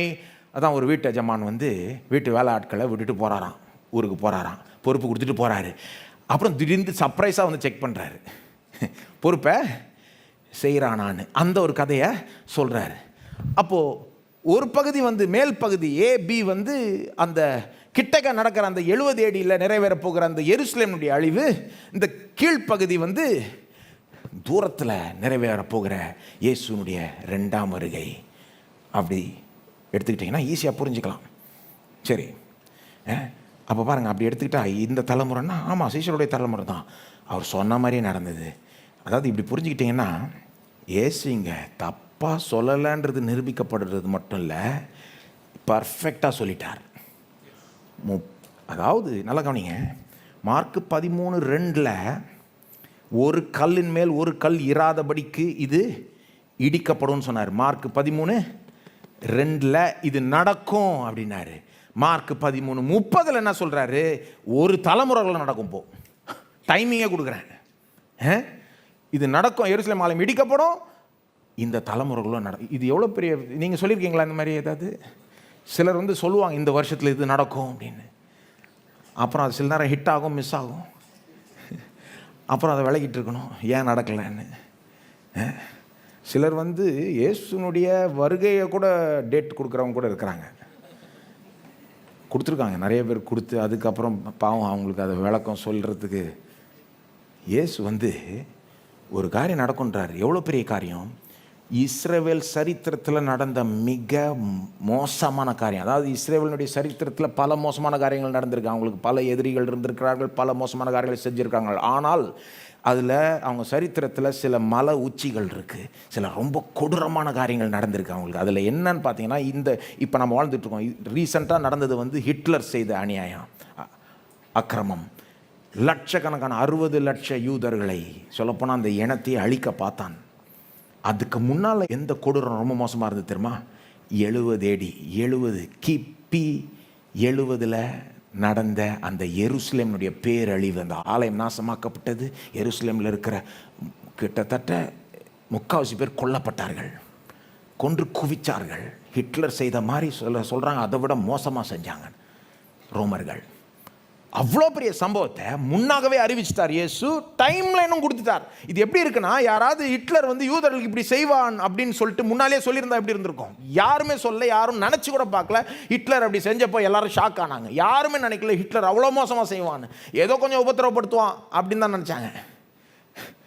ஒரு இனத்தையே அழிக்க பார்ப்பான்லாம் யாரும் கற்பனை கூட செய்யலாம். அந்த மாதிரி ஒருத்தர் முன்னாகவே சொல்லியிருந்தா எப்படி இருந்திருக்கும்? அந்த மாதிரி இயேசு சொல்கிறாரு, இந்த மாதிரி நடக்கும், இந்த தேதிக்குள்ளே நடக்கும், இந்த தலைமுறை முடிகிறதுக்குள்ளே, 40 வருஷம் முடிகிறதுக்குள்ளே அப்படி நடந்தது. இது என்ன காண்பிக்குது? இயேசு தப்பாக சொல்ல, ரைட்டாக சொன்னார், பர்ஃபெக்டாக சொன்னார். அவருடைய வார்த்தைகளை நம்பலாம், அவருடைய வார்த்தைகளை நம்பலாம், அவருடைய வார்த்தைகளை நம்பலாம். அதனால தான் அடுத்த வசனத்தில் என்ன சொன்னார்? வானமும் பூமியும் ஒளிந்து போகும், என் வார்த்தைகளோ ஒளிந்து போகாது. நான் கொடுத்துருக்கிறது ஒரு வியாக்கியானம், வேற ஒரு வியாக்கியானம் இருக்குது. நேரம் இல்லை, போயிடுவோம். 2வது சிக்கலுக்கு போயிடுவோம். 2வது சிக்கல், இயேசுடைய வார்த்தைகளை நம்பலாங்க, இயேசுடைய வார்த்தைகளை நம்பலாம். 2வது சிக்கல் என்னன்னா 32ஆம் வசனம். இன்றைக்கு செய்தியினுடைய மெயின் கருத்தே இயேசுடைய வார்த்தைகளை நம்பலாம், இயேசுடைய வார்த்தைகளை நம்பலாம். வானமும் பூமியும் காமிச்செல்லாம் அதுதான் சென்டரில் இருக்குது. வானமும் பூமியும் ஒளிந்து போகும், ஆனால் அவர் என்னுடைய வார்த்தை ஒளிந்து போகாது. 32 அடுத்த சிக்கல், அந்த நாளையும் அந்த நாழிகையும் பிதா ஒருவர் தவிர மற்றொருவனும் அறியான், பரலோகத்தில் உள்ள தூதர்களும் அறியார்கள், குமாரனும் அறியார்கள். என்ன சிக்கல்னா அந்த கடைசியில் சொல்லிட்டாரு பாருங்க, குமாரனும் அறியார். அதை பார்த்துட்டு நிறைய பேர் என்ன சொல்கிறாங்க, இதோ சரி இதுக்கு என்ன சொல்லுவீங்க? உங்கள் இயேசுவே ஒத்துக்கிட்டார், அவருக்கு அவர் வரப்போகிற எக்ஸாக்ட் தேதி அவருக்கே தெரியலையாம். அப்போ அவருக்கே எதிர்காலத்தை குறித்த எல்லா விவரமும் தெரியலனா அவர் எப்படி கடவுளாக இருக்க முடியும்? அதான் கேள்வி, அதான் ஆட்சேபனை. இதை நான் இதுக்கு பதில் சொல்கிறதுக்கு முன்னால் ஏன் இயேசு இப்படி சொன்னார்ன்றதை முதல்ல சொல்லிடுறேன். எனக்கும் அந்த கேள்வி வந்தது, இயேசுவே ஏன் இப்படி சொன்னீர், சொல்லாமல் விட்டுருக்கலாமே அப்படின்ற மாதிரி ஒரு. அப்போ ஏன் சொன்னார்ன்ற கேள்வி எழும்புதில்ல, ஏன் இப்படி சொன்னார்? இதில் இன்னொரு விஷயம் என்னன்னா, அவர் சொல்கிறத கரெக்டாக ரெக்கார்ட் பண்ணி வச்சுருக்காங்க பாருங்க. இவங்க எங்கேயாவது நடக்குமா? ஏதாவது ஒரு மதத்தில் கடவுளாக வணங்குறவரை அவர் சிக்கலாக சொல்கிற ஒரு, அவரை பற்றியே ஆட்சேபனை எழுப்பக்கூடிய ஒரு காரியம் சொல்லப்படுது. அவர் சொல்கிறத கரெக்டாக இவங்களும் பதிவு செய்து வைக்கிறாங்க. பைபிளை நம்பலாம், பைபிளை நம்பலாம். இது நம்புறதுக்கு கஷ்டம், இது ஒரு சிக்கலை ஏற்படுத்துதுன்றதுனால விட்டுறாது. சீஷர்களை மார்க் எழுது சுவிசேஷத்தில் நான் ஏற்கனவே காமிச்சேன், புட்டு வைக்கிறாங்க. ஏற்கனவே சீஷர்கள் கிறிஸ்தவத்தில் மிகப்பெரிய தலைவர்கள், பேதுரு, இவங்க எப்படி பேதுரு, யோவான், இவங்கெல்லாம் இவங்களுடைய இருதயம் கடினமாக இருந்தது. முதல்ல இவங்க விசுவாசிக்கலை, இவங்க மறுதளிச்சாங்க. அப்படியே உண்மையை புட்டு வைக்குது பைபிள். ஏசு இப்படி சொல்லிட்டாரோ அதை மாற்றக்கூடாதுன்னு அப்படியே பதிவு செஞ்சு வச்சுட்டாங்க. எப்படி புரிஞ்சுக்கப்போ அடுத்தது, அது ரெண்டாவது. உண்மையை பேசணும். இந்த பைபிள் பேசுறது சத்தியம், இந்த பைபிள் சொல்லுவது, இதை நம்பலாம் பாருங்க. ஏன் சொன்னார்ன்றதை சொல்கிறேன். ஏசு ஏன் இப்படி சொன்னார்? சிக்கலை ஏற்படுத்தக்கூடிய காரியமாக இருந்தாலும் ஏன் இதை சொன்னார்னா, அவர் சொல்ல வர பாயிண்ட் வேறு. பாயிண்ட் என்னன்னா, 32 33 சேர்த்து வாசித்தீங்கன்னா புரியும். அந்த நாளையும் அந்த நாழிகையும் பிதா ஒருவர் தவிர மற்றொருவனும் அறியான், பரலோகத்தில் உள்ள தூதர்களும் அறியார்கள், குமாரனும் அறியார். அக்காலத்தை நீங்கள் அறியாதபடியால் எச்சரிக்கையாய் இருங்கள், விழித்திருந்து ஜெபம். என்ன திரும்ப சொல்ல வர்றாரு? இந்த பாரு, நான் திரும்ப பூமிக்கு வர்றப்போ அந்த தேதி எனக்கே தெரியாது. அப்படின்னா உனக்கு தெரியாதுல்ல, அப்படின்னா உனக்கு தெரிஞ்சுக்கவும் முடியாதுல்ல. அப்போ நீ எந்நேரமும் ரெடியாக இருக்கணும். அதுதான் பாயிண்ட்டு. அதான் அதை வலியுறுத்தி சொல்கிறதுக்கு இப்படி சொல்லிட்டார். அதை எவ்வளோ அடித்து சொல்லணுமோ சொல்லிட்டார். இதை பார்த்துட்டு யாருமே டேட் ப்ரெடிக்ட் பண்ணக்கூடாது. ஆக்சுவலாக எப்படி தான் பண்ணுறாங்களோ தெரில. குமாரனும் அறியாருன்னு பார்த்தாங்களா, அதை வாசித்தாங்களான்னு தெரில. டேட் ப்ரெடிக்ட் பண்ணுறவங்க முதல்ல அதை வாசித்தாங்கன்னா அதை எப்படி புரிஞ்சுக்கிறாங்கன்னு எனக்கு தெரிஞ்சால் நல்லாயிருக்கும். எந்த தைரியத்தோட மார்க் 13:32 பைபிளில் வச்சுக்கிட்டு எந்த தைரியத்தோட அவங்க டேட் ப்ரெடிக்ட் பண்ணுறாங்கன்னு தெரில. ஏன்னா இயேசுடைய பாயிண்ட்டே என்ன? எப்போ நான் என்னைக்கு வரேன்னு எக்ஸாக்ட் தேதி எனக்கே தெரியாது. அப்போ உனக்கு தெரியாது, தெரியவும் முடியாது. எப்போவுமே நீ ரெடியாரு. அதான் பாயிண்ட்டு, அதான் மெயின் பாயிண்ட். அதை அடுத்த வாரம் ஃபோக்கஸ் பண்ணுவோம். ஆனால் இந்த வாரம் இந்த சிக்கலை டீல் பண்ண வேண்டியதாக இருக்குது. இதை வச்சுட்டு சிலர் இவர் கடவுள் இல்லைன்னு சொல்கிறாங்கல்ல, அதுக்கு எப்படி நம்ம பதில் சொல்லலாம்? திரும்பவும் சொல்லுகிறேன். முதலாவது, ஒரு வசனத்தை வச்சு ஒரு முடிவுக்கு வர முடியாது. எப்படி ஒரு முடிவுக்கு வர்றது? இந்த ஒரு வசனத்தை யாராவது காமிச்சாங்கன்னா என்கிட்ட, எனக்கு 100 வசனம் காமிக்க முடியும் இதுக்கு எதிர்மாறான வசனங்கள். இதை வச்சுக்கிட்டு பாருங்கள், உங்கள் இயேசு கடவுள் இல்லை அப்படின்னா, இயேசு கடவுள் என்பதை நிரூபிக்கிறதுக்கு எத்தனையோ வசனங்கள் இருக்குது. அவர் செஞ்ச செயல்கள், அவர் சொன்ன வார்த்தைகள், அவரை எப்படி மற்றவங்க நடத்துனாங்க, வியாதியஸ்தில் குணமாக்குறார், மரித்தோரை உயிரோடு எழுப்புகிறார், பர்ஃபெக்டாக எல்லாத்தையும் செய்கிறார். ஒரு பிள்ளை இல்லை, பர்ஃபெக்டாக ஃபியூச்சரை ப்ரெடிக்ட் பண்ணுறாரு. சேவல் 2 தடவை கூறதுக்கு முன்னாடி 3 தடவை நீ என்ன மறுதளிப்புன்றாரு. அவரோட கூடவே இருந்த சீஷர்கள் உயிர்த்தெழுதலுக்கு அப்புறம் இந்த தோமா கூட, நம்பாத தோமா கூட அவருக்கு முன்பாக பணிஞ்சு விழுந்து, என் ஆண்டவரே, என் கர்த்தாவேன்றான். ஒரு மனுஷனுக்கு முன்பாக ஒரு யூதன் விழுவானா? அந்த மாதிரி ஒரு யூதன் ஒரு மனுஷனை வணங்குவாங்களா? சான்ஸே கிடையாது. யூதர்கள் எல்லார காட்டிலும் யூதர்களுக்கு தான் தெரியும், மனுஷன் வேற கடவுள் வேற. மனுஷன் லெவல் வேற, கடவுள் லெவல் வேற. எந்த மனுஷனையும் வணங்கக்கூடாது, கடவுள் ஒருவரே. இதெல்லாம் யூதர்களுக்கு தான் நல்லா தெரியும். இதில் என்ன வேடிக்கைன்னா, யூதர்கள் இடத்துல தான் கிறிஸ்தவமே தொடங்குச்சு. இயேசுவை வணங்கினார்கள், அவருக்காகவே வாழ்க்கையை உயிரையே கொடுக்க ரெடியாக இருந்தாங்க, அவர் ஆராதித்தாங்க. அதனால தான் இன்றைக்கி நம்ம இயேசு ஆராதிக்கிறோம் பாருங்கள். அப்போது எவ்வளோ ஆதாரம் சொல்லாங்க. இதுக்கு நேர் எதிர்மாறான வசனம் கூட சொல்லலாம். யோவான் 2:24-25 வருது. எல்லா மனிதர்களும் எப்படி இருந்தார்கள், அவர்களுக்குள்ளாக என்ன இருந்ததுன்னு இயேசுக்கு தெரிஞ்சுதான். இங்கே என்ன சொல்லுது? இயேசு சொல்கிறார் எனக்கு தேதி தெரிலன்றாரு. அங்கே என்ன யோவான் 2:20 4:25 பார்த்தீங்கன்னா ஆக்சுவலாக அங்கே என்ன நடக்குதுன்னா, இயேசு நிறைய அடையாளம் செய்கிறதுனால சிலர் இயேசுவை நம்ப ஆரம்பிக்கிறாங்க, நிறைய பேர் நம்ப ஆரம்பிக்கிறாங்க. ஆனால் அந்த பகுதி சொல்லுது, இயேசுவோ அவர்களை நம்பவில்லை. எப்படி வருதுன்னா, இயேசு எல்லாரையும் அறிந்திருந்தபடியால் அவர்களை நம்பி இணங்கவில்லை. நிறைய பேர் இயேசு பின்னால் வராங்களாம், ஓ நான் சூப்பராக அற்புதம் செய்கிறாருன்னு நம்ப ஆரம்பிக்கிறாங்க.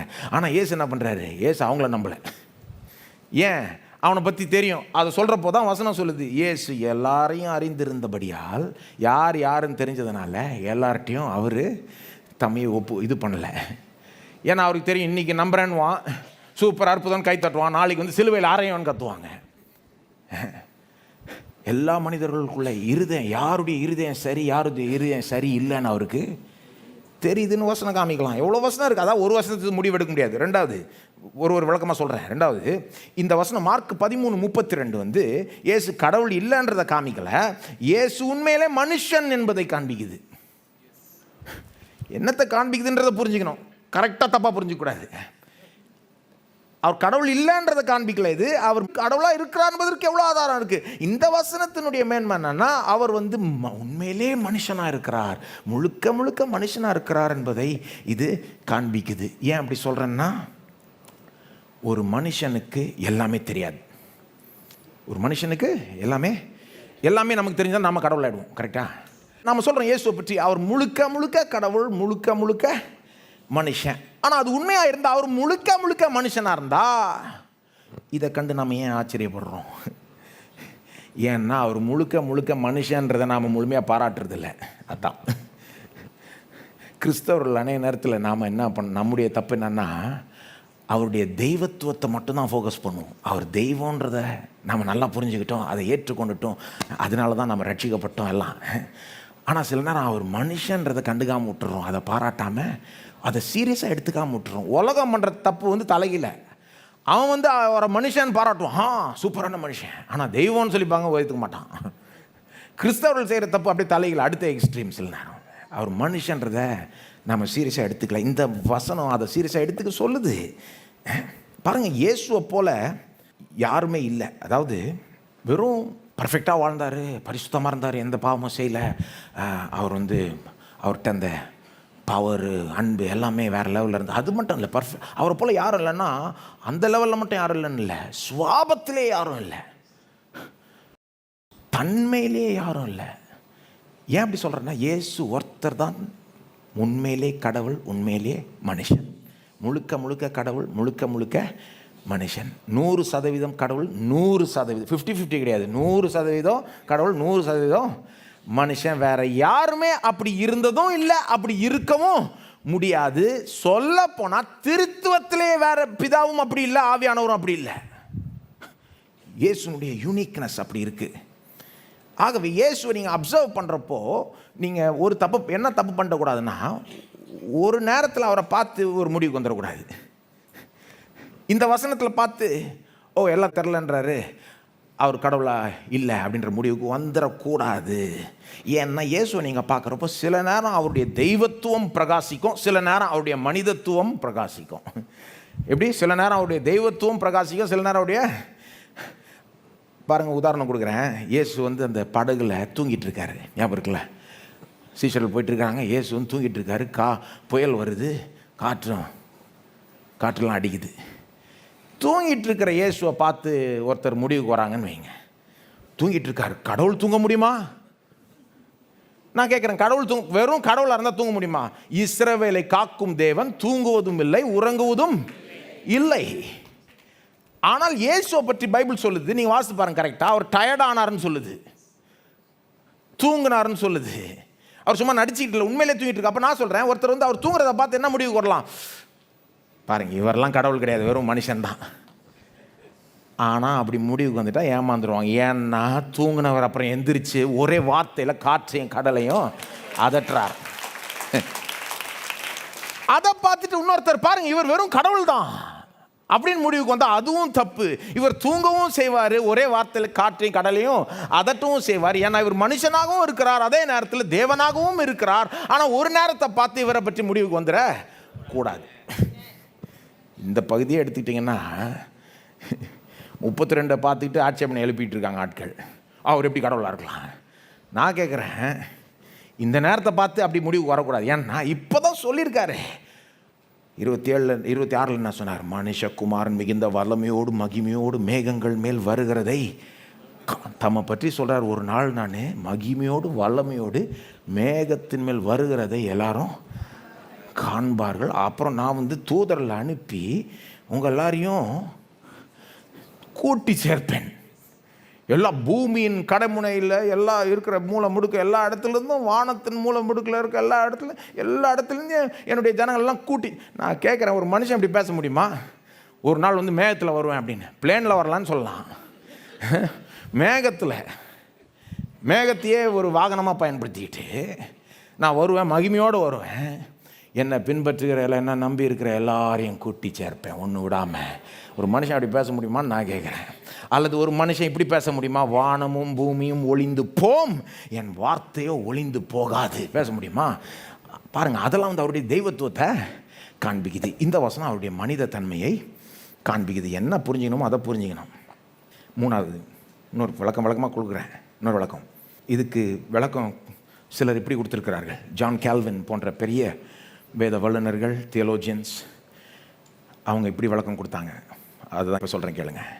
In his divine nature, Jesus knew all things, but in his human nature, he did not know. அவருடைய தெய்வத்துவத்தில் அவர் அறிந்திருந்தார், தேதியை கூட அறிந்திருந்தார், எப்போ வருவார்ன்ற அறிந்தது. ஆனால் அவருடைய மனித தன்மையில் அவர் அறிந்திருக்கவில்லை. அல்லது இப்படி சொல்லலாம், கடவுளாக அறிஞ்சு வச்சிருந்தார், ஆனால் மனுஷனா அவருக்கு தெரியலை. இந்த குறிப்பிட்ட டீட்டெயில் தெரியலை. அதான் மற்ற எவ்வளோ டீட்டெயில் சொல்லிட்டாரு. என்ன நடக்கும் போது எல்லாத்தையும் சொல்லிட்டாரு. எப்படி மேகத்தில் வருவார், வல்லமையோடு வருவார், அதுக்கு முன்னால் என்ன நடக்கும், வானத்தில் அடையாளம் நடக்கும், அதுக்கு முன்னால் நடக்கும், பெரும் உபத்திரம் இருக்கும், அதுக்கு முன்னால் என்ன நடக்கும், பாழாக்குகிறாரு. இவ்வளோ சீக்வன்ஸ் எல்லாம் கொடுத்துட்டு ஆனால் இந்த ஒரு இதை மட்டும் சொல்கிறாரு எனக்கு. ஸோ ஜான் கேல்வின்லாம் என்ன சொல்கிறாங்கன்னா, in his humanity Christ was limited in knowledge, but in his divinity he had no limit. அதாவது அவர் மனுஷனா அவருடைய அறிவுக்கு ஒரு எல்லை இருந்தது, ஒரு லிமிட்டேஷன் இருந்தது. கடவுளா அப்படி இல்லை.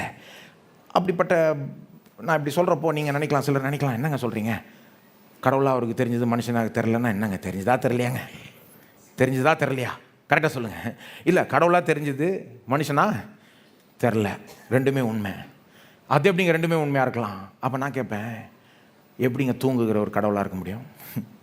எப்படிங்க கண்ணீர் விடுற ஒரு கடவுளாக இருக்க முடியும்? கண்ணீர் சரீரம் இருந்தால் தான் கண்ணீர் விட முடியும். எப்படிங்க ஒரு ஸ்திரீயின் வயிற்றில் 9 மாதம் இருக்கிறவர் கடவுளாக இருக்க முடியும்? எப்படிங்க சின்ன ஒரு குழந்தையா பிறந்து, சின்ன கை காலுடைய ஒரு குழந்தையா கொஞ்சம் கொஞ்சமாக வளருகிறவர் கடவுளாக இருக்க முடியும்? கேட்டுக்கிட்டே போகலாம். என்னன்னா புரிஞ்சுக்கிறது கஷ்டம், அதுதான் பாயிண்ட்டு. ஆனால் இருக்க முடியும். தூங்குகிறவரும் கடவுளாக இருக்க முடியும். கடவுள் யார் என்பதை நாமளாக புரிஞ்சுக்கூடாது, இயேசுவை பார்த்து தான் புரிஞ்சுக்கணும். தூங்குகிறவர் கடவுளாக இருக்க முடியும். மரியாள் வயிற்றில் உருவானவர் கடவுளாக இருக்க முடியும். பிறந்து சின்ன குழந்தையாக பிறந்து பட்டுன்னு 5 அடி ஹைட் வளர்ந்துட்டாரா? கொஞ்சம் கொஞ்சமாக தானே வளர்ந்தார்.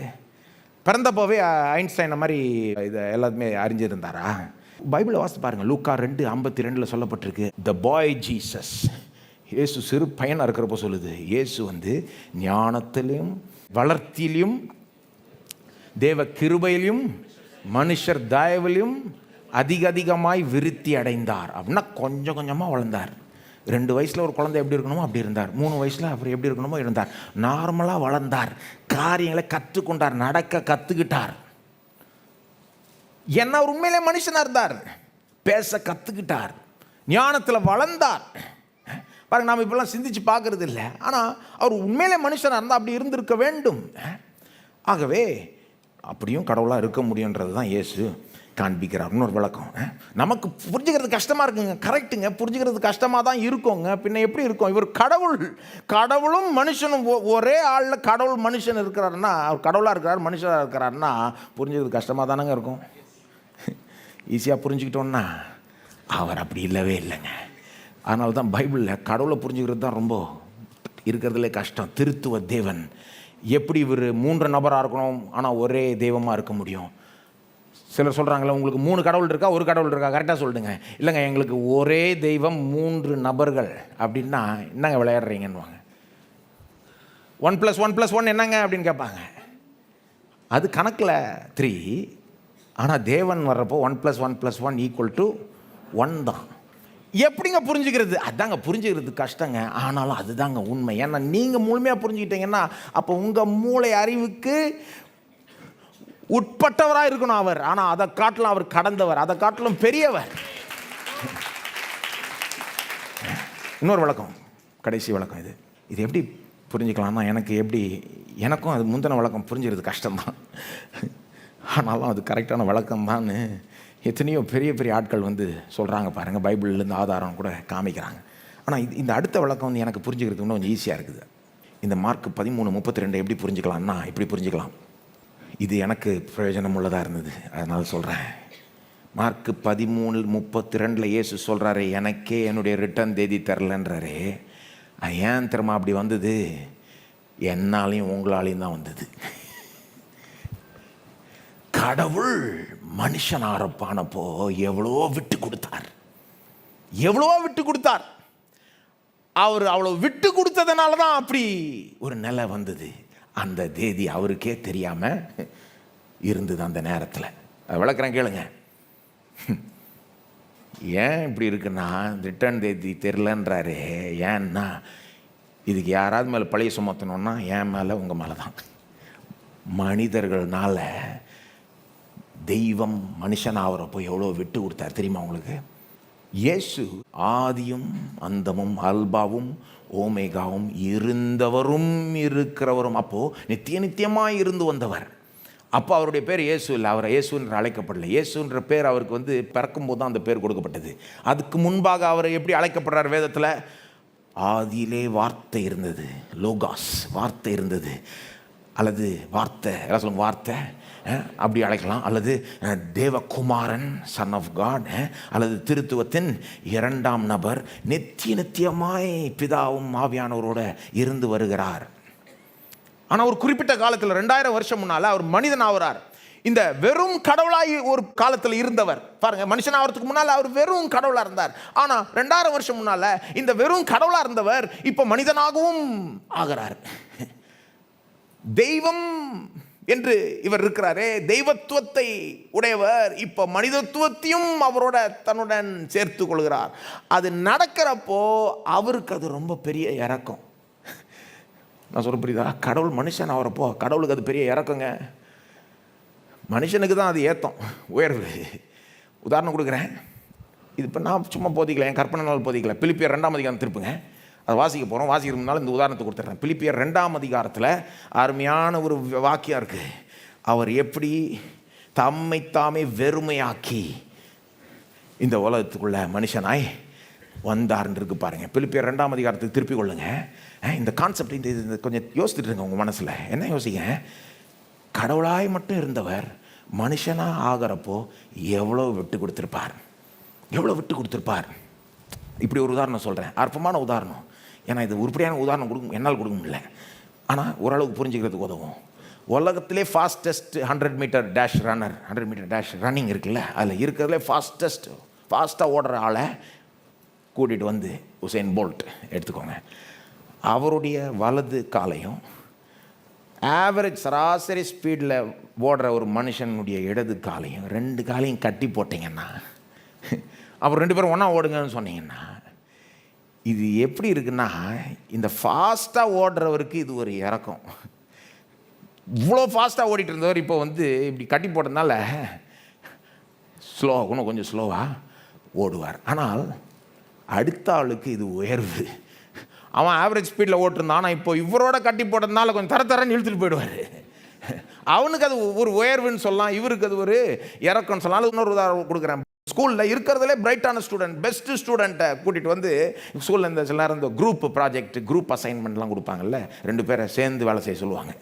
அவங்க சொல்கிறாங்கன்னு வைங்க, ஸ்கூலில் இருக்கிற மிக சிறந்த மாணவன் ப்ளஸ் அவன் குரூப்பில் இன்னொருத்தனை வைக்கிறாங்க. அது யாருன்னா ஆவரேஜாக படிக்கிற ஒரு பையன். இதில் 2 பேர்கிட்டையும் சொல்லிடுறாங்க, வேறு 2 பேர் சேர்ந்து பண்ணணும், 2 பேரும் ஒரே மார்க்கு தான், இவனுக்கு தரலன்னா உனக்கும் மார்க்கில். இது யாருக்கு சூப்பர் டீல்னா இது இந்த ஆவரேஜாக படிக்கிறான் பாருங்க, அவன் இதனாலே மேலே வந்துடுவான். ஆனால் இந்த மாணவனுக்கு இது ஒரு இரக்கம். வெறும் கடவுளாக இருந்தவர் மனுஷனாகிறப்போ எவ்வளோ பெரிய இரக்கம் தெரியுமா? அது கடவுளுக்கு இரக்கம்.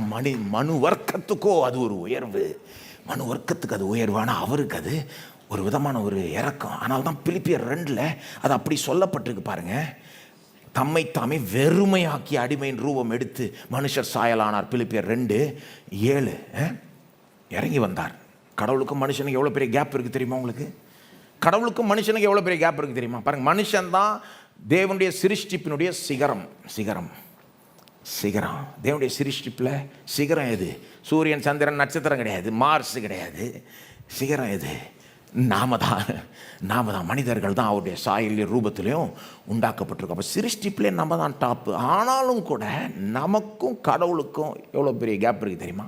எவ்வளோ பெரிய கேப்னா, சிருஷ்டிகருக்கும் சிருஷ்டிப்புக்கும் இருக்கிற கேப், பெரிய கேப். சிருஷ்டிகர் சிருஷ்டிப்பாக ஆகணும்னா எவ்வளோ இறங்கி வரணும் சிந்திச்சு பாருங்கள். அதை மனதில் வச்சுட்டு இப்போது இந்த பகுதியை வாசிப்போம். பிலிப்பியர் 2:5 வாசிக்கிறேன். கிறிஸ்து இயேசு இருந்த சிந்தையே உங்களிலும் இருக்க கடவுது. அவர்னா இயேசுவை பற்றி சொல்கிறார். கிறிஸ்து இயேசு அவர் தேவனுடைய ரூபமாயிருந்தும் தேவனுடைய ரூபமாயிருந்தும் அப்படின்னா, தேவன்னா பவுல் தேவன் சொல்கிறப்போ யாரை குறிக்கிறாரு? பிதாவை சொல்கிறாரு. தேவன்னா பிதா. இயேசு சொல்கிறப்போ எப்படி சொல்லுவார்? கர்த்தர்னுவார்.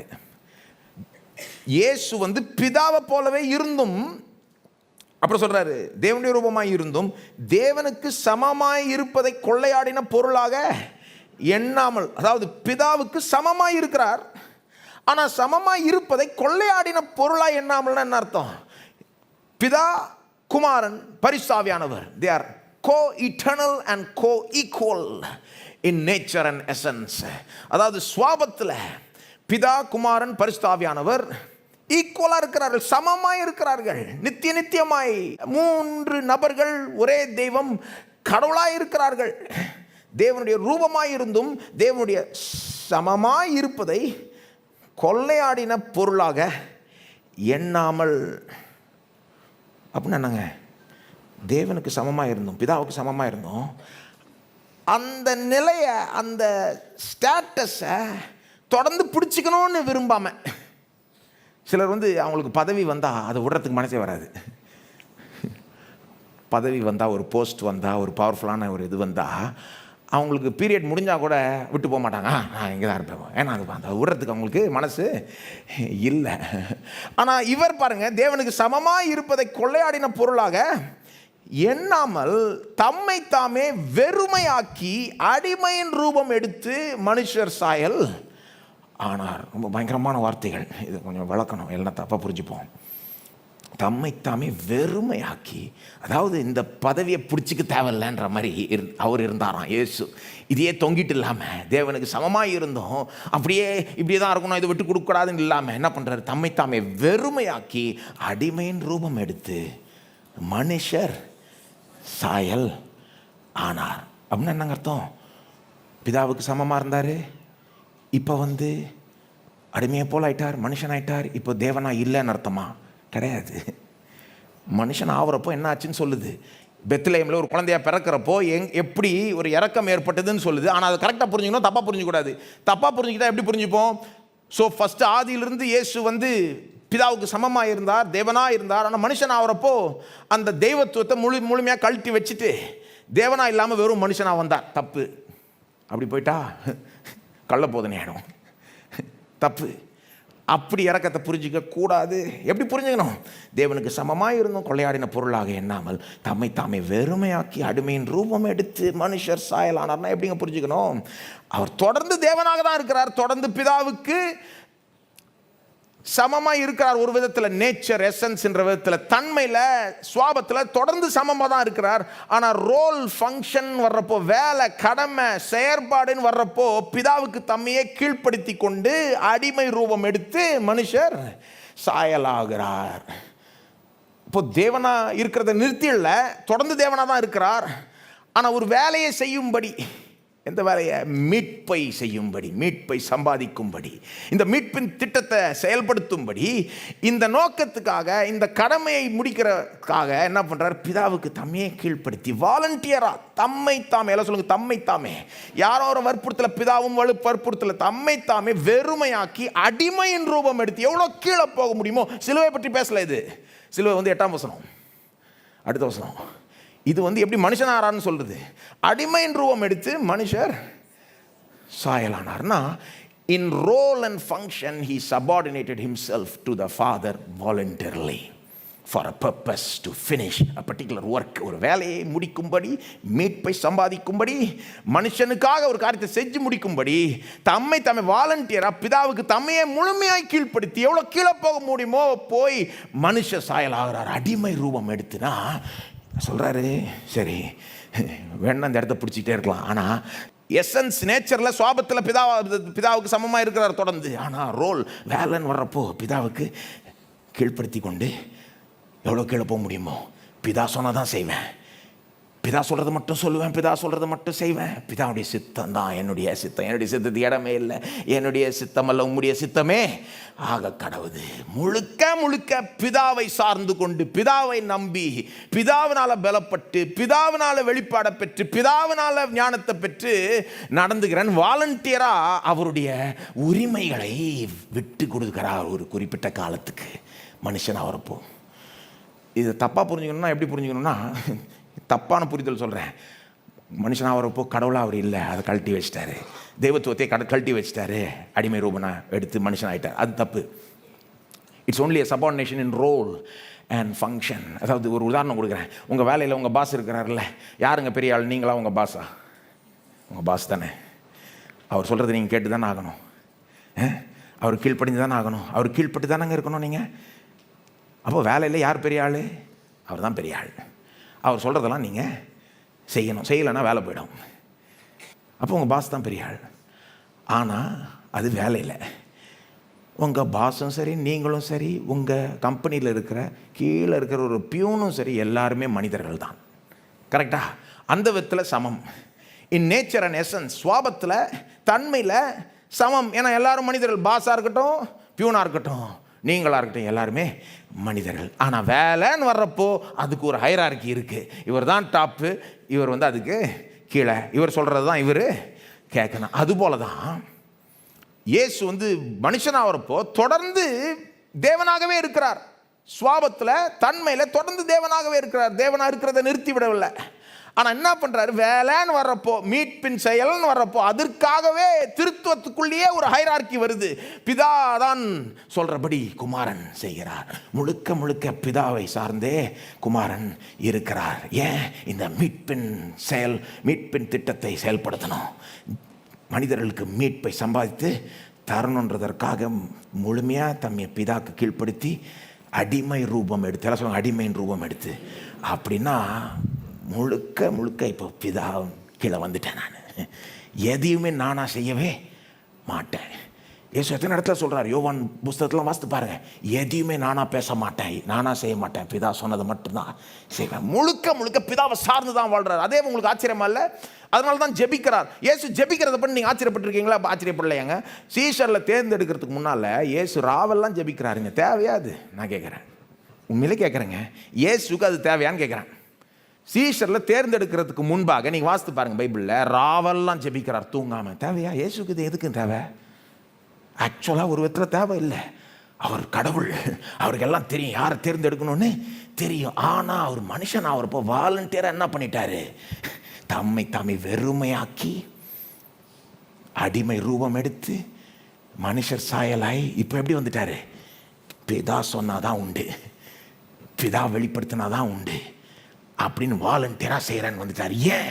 ஒரு மனுஷன்னா அப்படிதான். உண்மையாலே ஒரு மனுஷனாக இருக்கணும்னா அப்படி வரணும். அவர் உண்மையிலே மனுஷனாக இருக்கணும்னா கடவுளை சார்ந்து வாழுகிறவன் தான் மனுஷன், கடவுளை நம்பி வாழுகிறவன் தான் மனுஷன், எல்லாத்துக்கும் கடவுள்கிட்ட கை நீட்டுறவன் தான் மனுஷன்றதை காமிக்கிறதுக்கே அப்படி செஞ்சார். அது மட்டும் இல்லை, மனுஷனுக்கு உண்மையிலே மீட்பை சம்பாதித்து தரணும்னா அவர் உண்மையிலே மனுஷனாகணும். மனுஷனா நியாயப்பிரமாணத்தை கை கொள்ளணும். கடவுளா இல்லை, மனுஷனா நியாயப்பிரமாணத்தை கை கொள்ளணும். கடவுள் ஈஸியாக கை கொண்டுட்டு போயிடலாம். ஆனால் மனுஷனா பாவ சோதனைகளை சந்தித்து மேற்கொள்ளணும். எல்லா விதத்திலும் நம்மை போல சோதிக்கப்பட்டும் பாவம் இல்லாமல் இருந்தார். எப்படிங்க சோதிக்கப்பட முடியும்? அவர் கடவுள் சோதிக்கப்பட முடியாது தெரியுமா உங்களுக்கு? யாக்கோபு 1:13. கடவுள் சோதிக்கப்பட முடியாது, சோதிக்கப்படுவது இல்லை. தேவன் பொல்லாங்கினால் சோதிக்கப்படுவது இல்லை. யாக்கோபு 1:13. ஆனால் அவர் சோதிக்கப்பட்டார். எல்லாவற்றிலும் நம்மை போல சோதிக்கப்பட்டு பாவம் இல்லாமல் இருந்தார். ஏன்? அவர் வாலண்டியராக தம்மைத்தாமே ஏதோ ஒரு விதத்தில் வெறுமையாக்கி உண்மையிலே மனுஷனானார். நமக்காக என்ன பண்ணுறாரு? ஒரு சரீரத்தில் வராரு. சரீரத்தில் என்னைக்கு வந்தாரோ அது ஒரு லிமிட்டேஷன். நமக்காக அவரே லிமிட் பண்ணிக்கிறாரு. இதுக்கு முன்னால் எங்கும் எல்லா இடத்துலையும் எல்லா நேரங்கள்லையும் இருக்கக்கூடிய திருத்துவத்தின் இரண்டாம் நபர் இப்போ ஒரு சரீரத்துக்குள்ளே வந்துட்டாருன்னா ஒரு இடத்துல தான் இருக்க முடியும். அதுவே அவருக்கு ஒரு லிமிட்டேஷனை கொடுத்துருச்சு. மனுஷனுடைய மனதை எடுத்துக்கொண்டார். அதுவும் ஒரு லிமிட்டேஷனை கொடுக்குது. என்ன சொல்ல வரேன்னா, நம்மால் தான் தம்மை வெறுமை ஆக்கினதுனால தான் இந்த மாதிரி ஒரு நிலை வந்துருச்சு அவருக்கு. எனக்கே ரிட்டர்ன் தேதி தெரிலன்னு சொல்கிற நிலை நம்மளால் தான் வந்தது. ஏன்னா நம்மளை மீட்டெடுக்கும்படி தான் அந்த நிலை. ஏன்னா ஒரு உண்மையிலே ஒரு மனுஷனாக இருக்கணும்னா அவ்வளோ தூரம் அவர் கீழே இறங்கி போகணும். மனுஷன் ஸ்தானத்தில் நியாயப்பிரமாணத்தை கை கொள்ளணும். பாவ சோதனைலாம் சந்தித்து மேற்கொள்ளணும். பாவம் இல்லாமல் வாழ்ந்து ஒரு நீதியை மனுஷனுக்காக சம்பாதிக்கணும். உண்மையான ஒரு நீதியை சம்பாதிக்கணும். அப்புறம் கல்வாரி சிலுவையில் மனுஷனுடைய ஸ்தானத்தில் போய் மறித்து அவனுடைய தண்டனை ஏற்றுக்கொள்ளணும்னா உண்மையிலே மனுஷனுடைய சரீரம், மனுஷனுடைய மனது, மனுஷனுடைய எல்லாமே அவருக்கு இருக்கணும். ஒரு மனுஷனாய் அங்கே அவர் சாகணும். மனுஷனுடைய தண்டனைகள்லாம் ஏற்று அதை தீர்க்க வேண்டும். நம்மளால தாங்க அப்படி ஆச்சு. நம்மளால தான் ரிட்டர்ன் தேதி தெரிலன்னு அவரால் சொல்ல வேண்டியதாகிடுச்சு. நம்மளை மீட்டெடுக்கிறதுக்கு இதுதான் ஒரே வழி. இவ்வளோ தூரம் இறங்கி போகலன்னா நம்மளை மீட்டெடுக்க முடியாது. எனக்கு அதை பார்க்குறப்போ எனக்கா இவ்வளோ தூரம் இறங்கி போனாருன்னு இருக்குது. என்ன வேணா பாவி என்று சும்மா தள்ளி போட்டுட்டு போயிட்டே இருந்திருக்கலாம். ஆனால் எனக்காக இவ்வளோ இறங்கி வந்தார். This is because of the voluntary self-emptying of Jesus. வாலண்டரியாக தாமே வெறுமை ஆக்கினாரே, அதனால தான் தேதி தெரிலன்னு சொல்ல வேண்டியதாயிடுச்சு. சரி, அவ்வளோ இறங்கி போனார். ஆனால் பிலிப்பியர் 2 அப்படி முடியல. 9ஆம் வசனத்துலேருந்து பார்த்தீங்கன்னா திரும்ப உயர்கிறார், உயர்த்தப்படுகிறார்.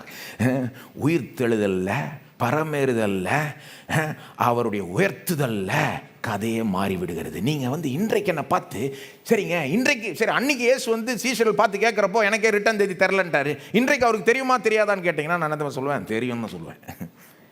ஏன்னா உயிர்த்தெழுதல்ல, பரமேறுதல்ல, உயர்த்துதல்ல எல்லாமே மாறிவிட்டது. எப்படி எனக்கு தெரியும்னா, ஒரு 2 வசனத்தை உங்களுக்கு சொல்கிறேன். அப்போஸ்தலர் 1:6 பரமேறதுக்கு முன்னால் சீஷர்கள் திரும்ப இந்த நேரத்தை பற்றி ஒரு கேள்வி கேட்குறாங்க. பார்த்துருக்கீங்களா? அதை பரமேறதுக்கு முன்பால் திரும்ப அவங்களுக்கு என்ன கேள்வினா, இக்காலத்தில் ராஜ்யத்தை இஸ்ரவேலுக்கு திரும்ப கொடுப்பீரா என்று கேட்டார்கள். ஏன்னா அவங்க மனசில் என்னன்னா, ஏன் ராஜ்யம் திரும்ப இஸ்ரவேலுக்கு வரல? உயிரோட எழும்பிட்டேரு, நீர் தான் மேசியா. ஆனால் எல்லாமே உலகம் எல்லாம் முழுமையாக சரியாகலையே, இதை நீர் இப்போ செய்வீரா? இந்த நேரத்தில் செய்வீரா? இக்காலத்தில் ராஜ்யத்தை இஸ்ரவேலுக்கு திரும்ப கொடுப்பீரா? இஸ்ரவேலுக்கு கொடுக்கப்பட்ட வாக்குத்தத்தெல்லாம் நிறைவேற்றுவீரா அப்படின்னு கேட்குறாங்க. 6ஆம் வசனத்தில் இந்த காலத்தில் செய்வீரா அப்படின்றப்போ இயேசு சொல்கிறாரு, அப்போஸ்தலர் 1:7, பிதாவானவர் தம்முடைய ஆதினத்திலே வைத்திருக்கிற காலங்களையும் வேலைகளையும் அறிகிறது உங்களுக்கு அடுத்ததல்ல. ரொம்ப அழகாக இருக்குது தமிழில், நான் சிம்பிளாக சொல்கிறேன். அதுவும் வேலை இல்லைன்றாரு. none of your business. அது பிதா குறித்து வச்சிருக்கிறார். எப்படி சொல்லலைன்னு பார்த்தீங்களா? இல்லைப்பா எனக்கு தேதி தெரிலப்பா, காலம் தெரிலன்னு சொல்ல. அது வேலை இல்லை, அது பிதா குறித்து வச்சிருக்கிறார். நிறுத்திட்டார். நீங்கள் இதை யோவான் 17:5 கோத்து பாருங்க. யோவான் 17:5 பார்த்தீங்கன்னா 4லிருந்து வாசிக்கிறேன். இயேசுனுடைய இந்த ஜெபம் இது. யோவான் 17:4 வாசிக்கிறேன். சொல்கிறாரு, என்ன சொல்கிறாருன்னு சொல்லிட்டு வாசிக்கிறேன். சொல்கிறாரு, நான் வேலையெல்லாம் முடிச்சிட்டேன் ஆண்டவரே, இப்போ எனக்கு முன்ன உம்மோட இருந்த அந்த மகிமை, உலகம் உண்டாகிறதுக்கு முன்பாக உம்மோட எனக்கு இருந்த அந்த மகிமைக்கு திரும்ப என்னை கொண்டு போகும் அப்படின்றாரு. ஒரு குறிப்பிட்ட காலத்துக்கு தான் தம்மையை வெறுமையாக்கி வந்தார். அப்புறம் சொல்கிறாரு, முன்னே எனக்கு இருந்த அந்த மகிமைக்கு திரும்ப கொண்டு போகும் அப்படின்றார். வாசிக்க 4ஆம் வசனம் 5ஆம் வசனம் யோவான் 17:4-5. பூமியிலே நான் உம்மை மகிமைப்படுத்தினேன், நான் செய்யும்படி நீர் எனக்கு நியமித்த கிரியையை செய்து முடித்தேன். பிதாவே 5, உலகம் உண்டாகிறதற்கு முன்னே உம்மிடத்தில் எனக்கு உண்டாயிருந்த மகிமையினாலே இப்பொழுது நீர் என்னை உம்மிடத்திலே மகிமைப்படுத்தும். திரும்ப அந்த லெவலுக்கு கொண்டு போகின்றார். அதாவது இயேசுவுக்கு பாருங்கள், மத்தேயு, மார்க், லூக்கா, யோவானில் இயேசுவை பற்றி வாசிக்கிறோம்ல, சில நேரம் அதை பார்த்து அசந்து போகிறோம்.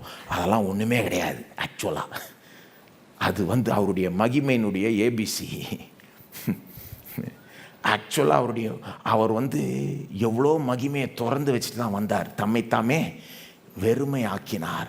அவருடைய உண்மையான மகிமையை பார்க்கணுன்னா 2ஆம் வருகையில் அவர் வர்றப்போ நீங்கள் பார்ப்பீங்க. அதை என்ன வேற லெவலில் அவருடைய மகிமை இருக்குது. நீங்கள் மத்தேயு, மார்க், லூக்கா, யோவானை எவ்வளோ படிச்சீங்கனாலும் கூட அவருடைய மகிமையினுடைய ஒரு அளவு, இட்ஸ் அ கன்சீல்டு க்ளோரி, மறைக்கப்பட்ட மகிமை. தம்மை தாமே வெறுமையாக்கி தம்மையை வெளிப்படுத்தின ஒரு மகிமை. ஆனால் இங்கே என்ன சொல்கிறாரு? சிலுவை வரப்போகுது, அடுத்தது உயிர்த்தெழுதல் வரப்போகுது. சொல்கிறாரு, தேவனே, என் வேலையை முடித்த பிறகு முன்ன உம்மோடு இருந்த அந்த மகிமைக்கு திரும்ப என்ன கொண்டு போகும். அது ஆயிடுச்சுன்னு நினைக்கிறீங்களா? ஆயிடுச்சு, நான் நம்புகிறேன். ஒரு நாள் உலகமே அதை பார்க்கவும். பாருங்கள், இன்றைக்கு இயேசுனுடைய உண்மையான மகிமையை பார்த்தீங்கன்னா அப்போஸ்தலனாகிய யோவானை போல குப்புற விழுந்துருவீங்க நீங்கள். அந்த மாதிரி இருக்கும். இன்றைக்கு அவருக்கு தேதி தெரியுமா? நிச்சயமாக தெரியும். அன்றைக்கு ஏன் தெரிலன்னா, அந்த நேரத்தில் முழுக்க தானாக அவர் தேதி அறிஞ்சு வச்சிருக்கலாம். ஆனால் அவர் அந்த வாலண்டியராக அந்த உரிமையை விட்டு கொடுத்துட்டாரு. பிதா சொன்னாதான் உண்டு, பிதா வெளிப்படுத்தினதான் உண்டு. அந்த நேரத்தில் பிதா அதை வெளிப்படுத்தலை. எவ்வளோ டீட்டெயிலை வெளிப்படுத்திட்டார். இதெல்லாம் நடக்கும், இந்த கடைசி கால அடையாளம்லாம் வரும்னு வெளிப்படுத்திட்டார். ஆனால் இந்த குறிப்பிட்ட டீட்டெயிலை மட்டும் வெளிப்படுத்தவில்லை. ஆனால் இயேசு அவ்வளோதான், அவ்வளோதான் வெளிப்படுத்தாருன்னா அவ்வளோதான், அதுக்கு மேலே நான் போக மாட்டேன். ஏன்னா உண்மையான மனுஷன் பிதாவை சார்ந்து தான் வாழ்வேன்னு இருந்துட்டார். நம்மனால தாங்க இந்த அளவுக்கு அவர் போனார். ஆகவே 32ஆம் வசனத்தை பார்க்குறப்போ எனக்கு எப்படி இருக்குன்னா, எப்படி இவர் கடவுளாக இருக்கிறாருன்னு எனக்கு அப்படி இல்லாமல் எனக்கு அவர் மனிதனாக இருக்கிறது அழகாய் தெரிகிறது. உண்மையிலே மனிதனாய் இருக்கிறார். அவருடைய மனிதத்துவத்தை அங்கே நான் பார்க்குறேன். அது மட்டும் இல்லை, அவருடைய அன்பை நான் பார்க்குறேன். என்னால் தான் இப்படி போக வேண்டியதாகிடுச்சு, எனக்கே தேதி தெரிலன்னு சொல்கிற அளவுக்கு போக வேண்டியதாகிடுச்சு. அந்த குறிப்பிட்ட காலத்துக்கு அந்த நேரத்தில் அப்படிப்பட்ட ஒரு நிலை அவருக்கு உண்டாச்சு. என்னால் தான். அதில் நான் என்ன பார்க்குறேன், என்னை எவ்வளோ அன்பு கூர்ந்தார், எனக்காக எவ்வளோ இறங்கி வந்தார், தேவாதி தேவன் எவ்வளோ எனக்காக இறங்கி வந்தார்ன்றதை நான் பார்க்குறேன். அது மட்டும் இல்லை, இன்னொரு காரியத்தை பார்க்குறேன், இயேசுடைய தாழ்மையை பார்க்குறேன். இயேசுவ மாதிரி ஆளுக்கு எனக்கு தெரியலன்னு சொல்கிறது எவ்வளோ தாழ்மை வேணும் தெரியுமா?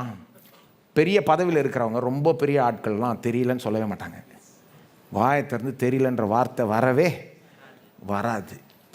இயேசுகிட்ட அது கூட வருது.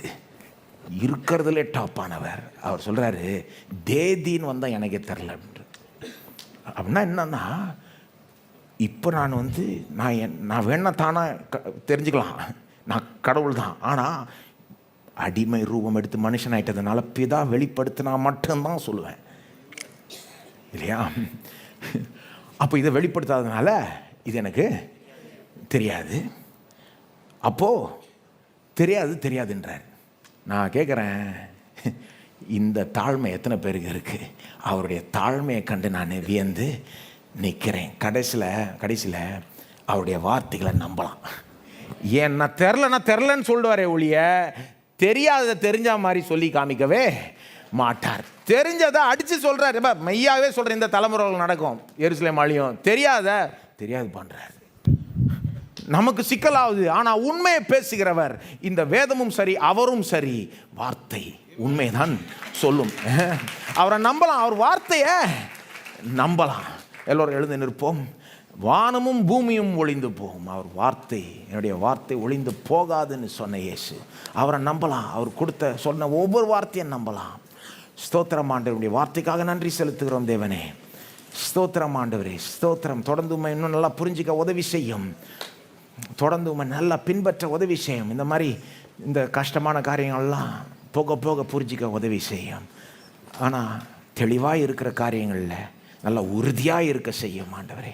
ஸ்தோத்திரம். உம்முடைய வார்த்தையை நாங்கள் நம்பலாம். அதில் அது தெளிவு, அது உறுதியாக, அதில் உறுதியாக நிற்கலாம். நாங்கள் வானமும் பூமியும் ஒளிஞ்சு போனால் கூட உம்முடைய வார்த்தை ஒளிந்து போகாது. ஆகவே உம்முடைய வார்த்தையை நம்பி வாழ தொடர்ந்து எங்களை நடத்தும், ஆசீர்வதியும். உம்முடைய நாமத்தை மகிமைப்படுத்திக் கொள்ளும். இயேசுவின் நாமத்தில் ஜெபிக்கிறோம்.